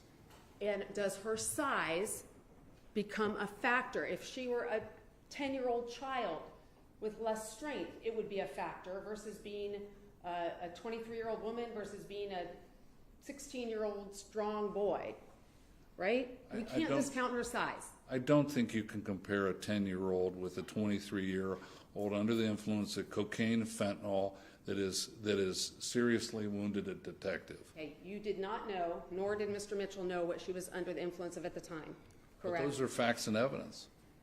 But that's looking in hindsight that she was under the influence. He never in his statement said she was acting like she was crazed and under the influence, right? I believe he made statements about her behavior, which would be manifested, by her being under the influence. What certainly. behavior? That she was agitated? Well, that she drew a knife, opened it up, and slashed a detective, and then shoved her foot in the side of his neck and was screaming the entire time, and then went in the back seat screaming. That is all behavior that we can look at and say, well, her level of inebriation or intoxication by drugs might explain that behavior, because a reasonable person wouldn't do that. Might her behavior be explained by thinking there was a rapist trying to attack her and she was trying to get away from him rather than some drug use? There is no evidence that behavior was reasonable under the circumstances. You have a police officer that's made reasonable attempts to comfort her fears, show his ID, text for backup, say, well, my buddies are going to be here, or similar things, to wait until my friends get here. And then, her behavior escalates, and then she draws the knife and slashes the detective. Let's move on. We're not going to agree on that point, apparently. With regard to cover, time, and distance, those are also factors to consider when we're looking at the reasonableness, correct?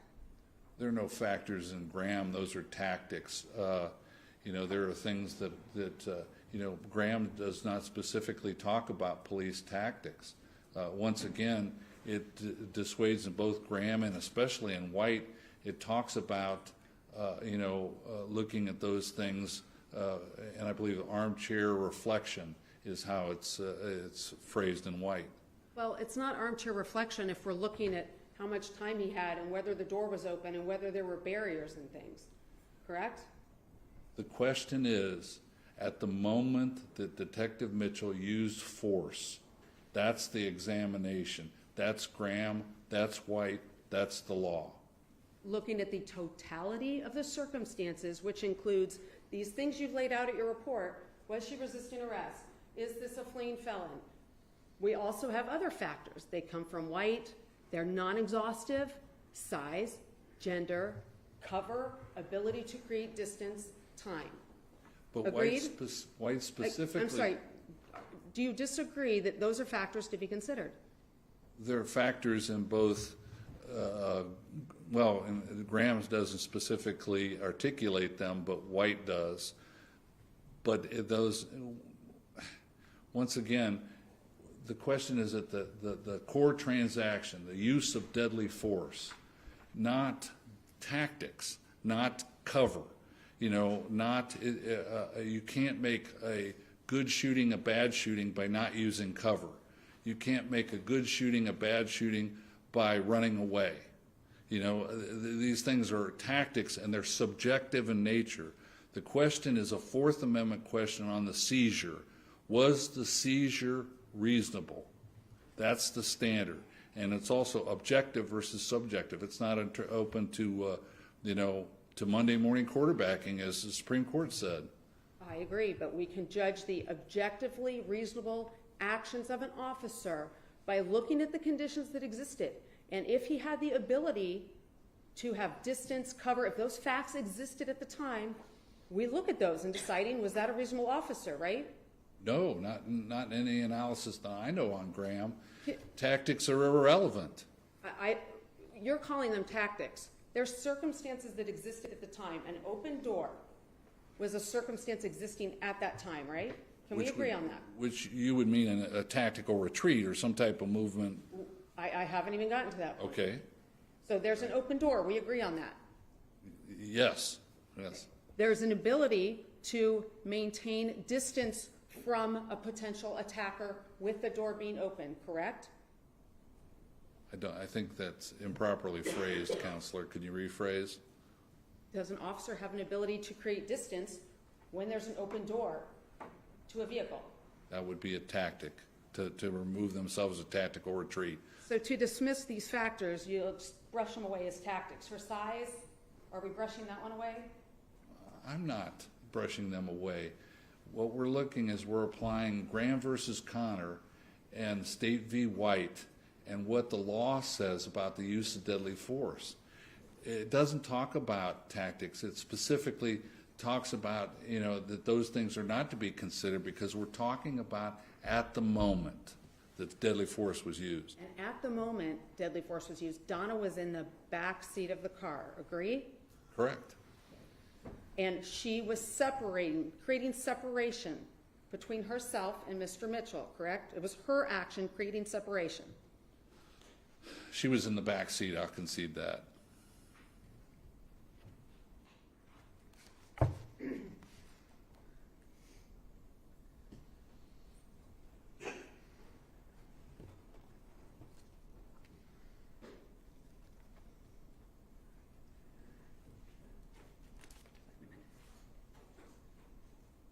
Now, will you agree with me that Graham is a judgment tool, basically?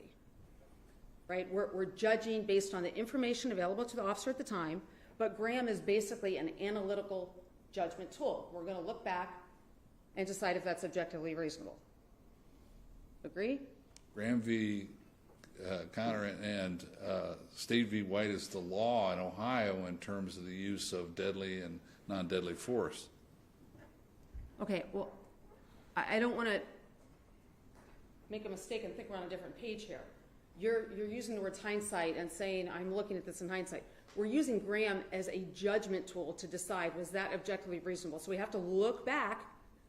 So maybe somebody would call that hindsight. We have to look back at the circumstances that existed then and apply Graham and make a determination, is it objectively reasonable? Agree? The question is would a reasonably prudent and well-trained officer in the exact same circumstances have used that amount of force?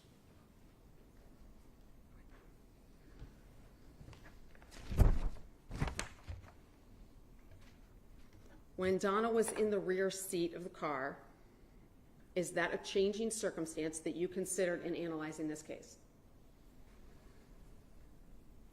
Not substantive, because at that point, Detective Mitchell did not know if she was armed, and based on the close proximity of Castleberry to Detective Mitchell in that back seat, no, not a substantive change in circumstance. And as Yuri Patrick, you've cited a lot, has noted, the imminence of risk dissipates, if not disappears, with separation. So separation's important, right? Yeah, but Yuri Patrick also talks about how deadly edged weapons are within arm's reach. Is that a yes to my question? Risk dissipates with separation. Well, I believe he talks about the deadly threat of edged weapons out to as much as 30 feet. So Yuri Patrick, overall, when he talks about edged weapons, talks about the lethality, but we're not talking about 30 feet. We're talking about within close proximity. Right, because Donna Castleberry had no choice. She couldn't get out of that car, right? She's stuck with that proximity.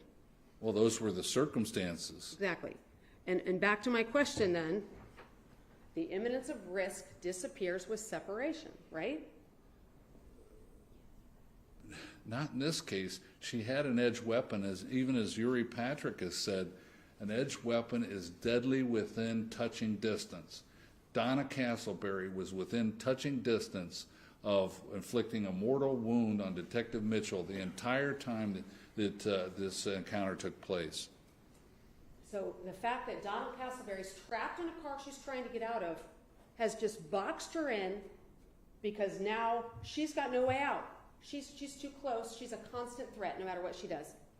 And you basically what you're saying is then her inability to create distance is leading her to be now determined to be a deadly threat. No, I'm saying that Donna Castleberry created a deadly threat by way of attacking the detective in the vehicle. That was the circumstance, and she continued to be a deadly threat the entire time of the encounter. Well, I guess this is where we differ. She continued to be a threat during the entire time because she was stuck in a car she couldn't escape, in your opinion, right? She chose to attack Detective Mitchell in that vehicle. He did not choose that. She did. Well, that's your view. She's trying to get out. Let me out. Open the back door. She has gotten as far away from him as she can, right, in that car. There's nowhere else. There's no further spot for her to go to. Agree? She also got directly behind him after that. Well, we don't know exactly where she moved throughout. We know where she ended up, right? Correct. Okay. So if Donna had been able to exit that car, she'd have been able to show she was no longer a threat, right? She had the decision, she had the ability at any time to stop the encounter. To stop. That's it. That's it. That's it. Throw her hands up and surrender. And what evidence is there that she did not surrender? The same amount of evidence that she did surrender. We can't tell. Oh, very good. The evidence is he never got cut while she was in the back seat. Agree? He never got cut again, correct? The knife was found in the front seat, according to the evidence. Found it at the final resting place in the front seat, correct? Exactly, blade up, sitting like this, right? I believe that's what the evidence photograph shows. Okay. And the doors are locked in the back seat and she can't get out. I don't know about the condition of the doors being locked from the outside. I believe I remember something about child locks, but I don't know if they were engaged or not engaged, so I don't know about that. You didn't read that in his testimony, that those were always engaged, that his car was equipped with those locks so she couldn't get out? But I don't know about the status on that model of how those work or when they were engaged, et cetera.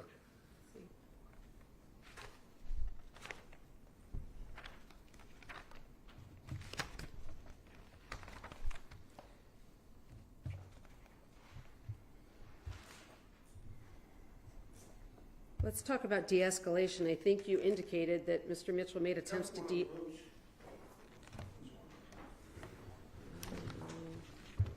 a ton, if they could stay out.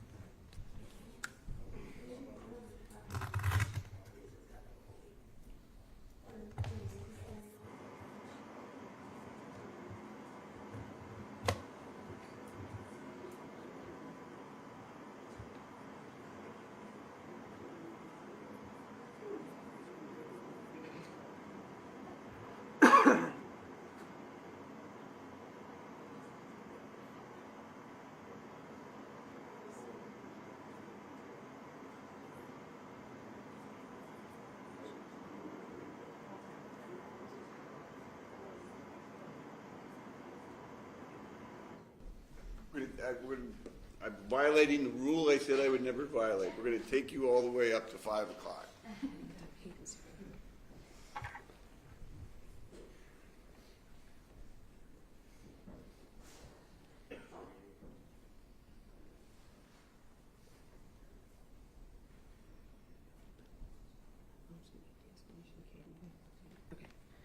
I'm sorry, I'm gonna try to wrap this up here.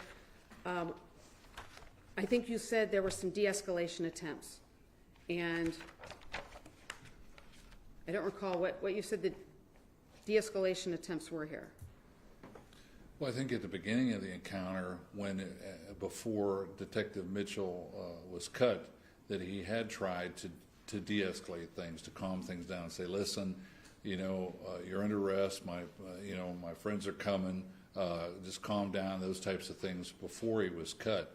Once he was cut, de-escalation. You can't de-escalate with a person with a knife who's trying to stab or slash you. So you disagree with me then, the F you, I'm going to cuff you. You believe she's already escalated it and he can no longer de-escalate. Is that what you're saying at that point? I don't think I said at that point. I think what I said that profanity was language of the street, was unfortunate but understandable. Oftentimes we curse. You'd agree with me the fact that deadly force might be justified at one moment doesn't justify it categorically throughout an incident, right? I would agree with that. And the shot cadence here was not what you would expect for an officer firing to save his life. Oh, I Correct? think that's an absolutely untrue statement. I think under these circumstances, when viewed, that the shot cadence is understandable. So it's important to your analysis here that Donna is the aggressor and committed a felonious assault, as you've repeated many times, right? It's important to your analysis. She's an aggressor, yes or no? I'm just trying to move us along. Aggressor, that she was resisting arrest, yes. That she feloniously assaulted a police officer, yes. Aggressor, is not a part of this equation in terms of a police officer attempting to use to control a violent person. Irrelevant to you then whether she's acting aggressively or defensively. That's what you're saying? Is it irrelevant to you whether she was clearly the aggressor. I thought you meant. Okay. Yeah. So if it turns out she isn't the aggressor, makes you come to a different conclusion with your analysis, right? I don't believe that you can't maybe- slash somebody and not do it aggressively or be an aggressor. And you agree the defendant said he didn't know where the knife was, not that he saw some shiny object or something in his hand like that, some of the cases I think you were referring to, right? Hypothetical, correct.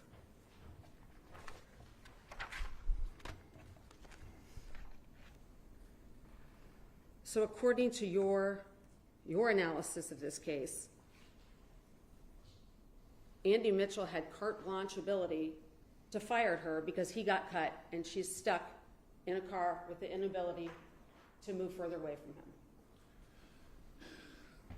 It's my interpretation and my analysis and my opinion based on Graham v. Connor and Steve v. White that at the moment that he fired the 6 shots, that he reasonably believed that his life was in danger and that those shots were necessary.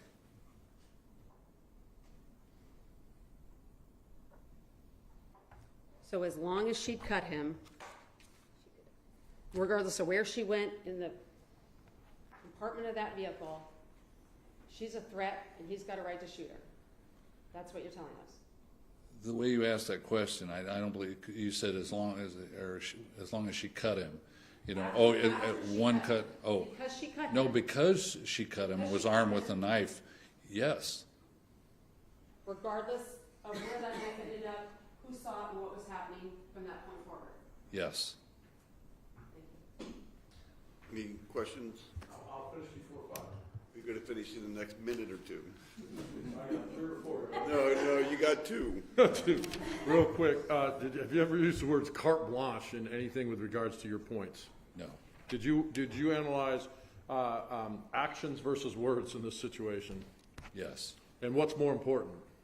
The actions are. Okay. Ms. Pritchard kept using the word tactical retreat. What's part of the first word? Tactical. Tactic, right? And that's not allowed under Graham and White, correct? It's not consistent with the analysis of Graham or White. Does it matter what size the person is, male or female, when they have a deadly weapon in their hand? No. Does an officer have to wait after being felonious assaulted and choked, does the officer have to wait to receive an actual third attack? No, that would be what preemptive force is, to keep her from stabbing him again. Why is that reasonable? Because that's reasonable based on the law, that Detective Mitchell stop her, protect his own life, under those circumstances. Have you ever had a situation where because an officer used words, they weren't allowed to arrest someone or place handcuffs on them, certain words that were used? No.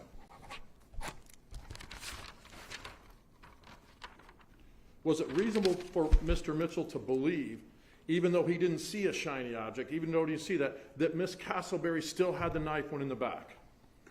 Yes, there's no evidence that he knew that she, when or if she had dropped the knife. And is that based on the concepts of the law that's reviewed in these types of cases? Reasonable belief is based on his perceptions.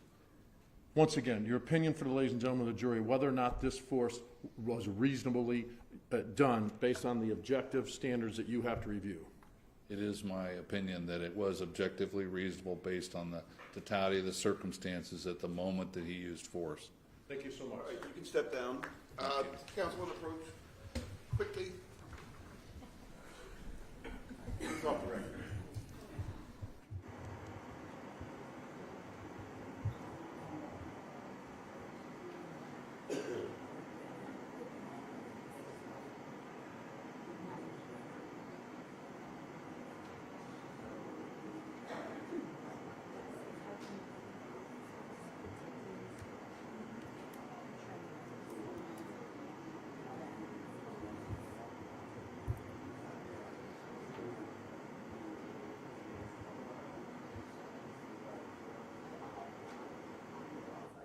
I apologize for taking you all the way up to the hour 5.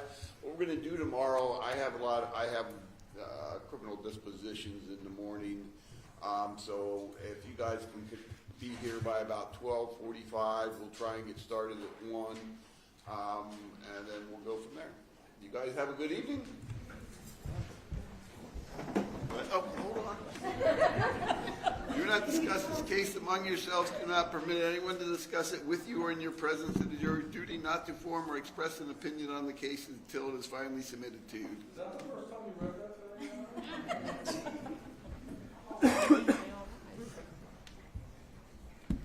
It was a lot worse earlier in my career.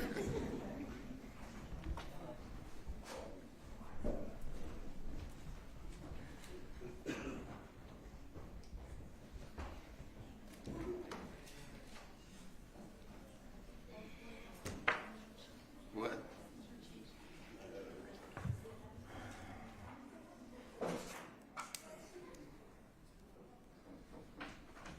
Start at 1B.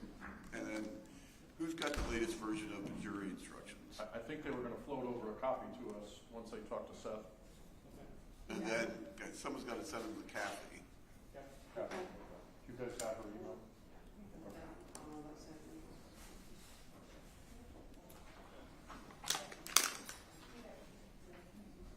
And Mark, all these, your exhibits are up here. And then there's also water bottles. You guys go have a seat. And there's water bottles over here.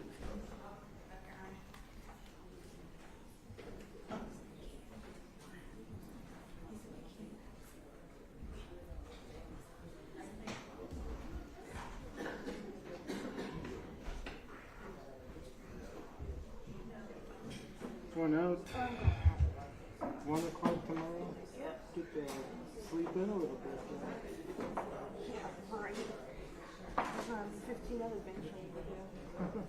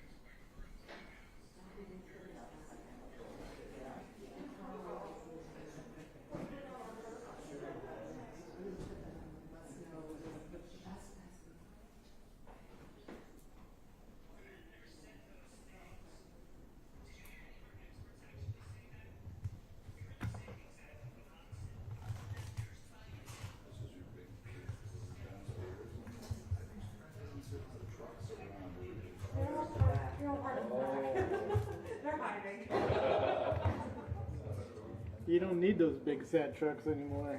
Sure, you don't need to.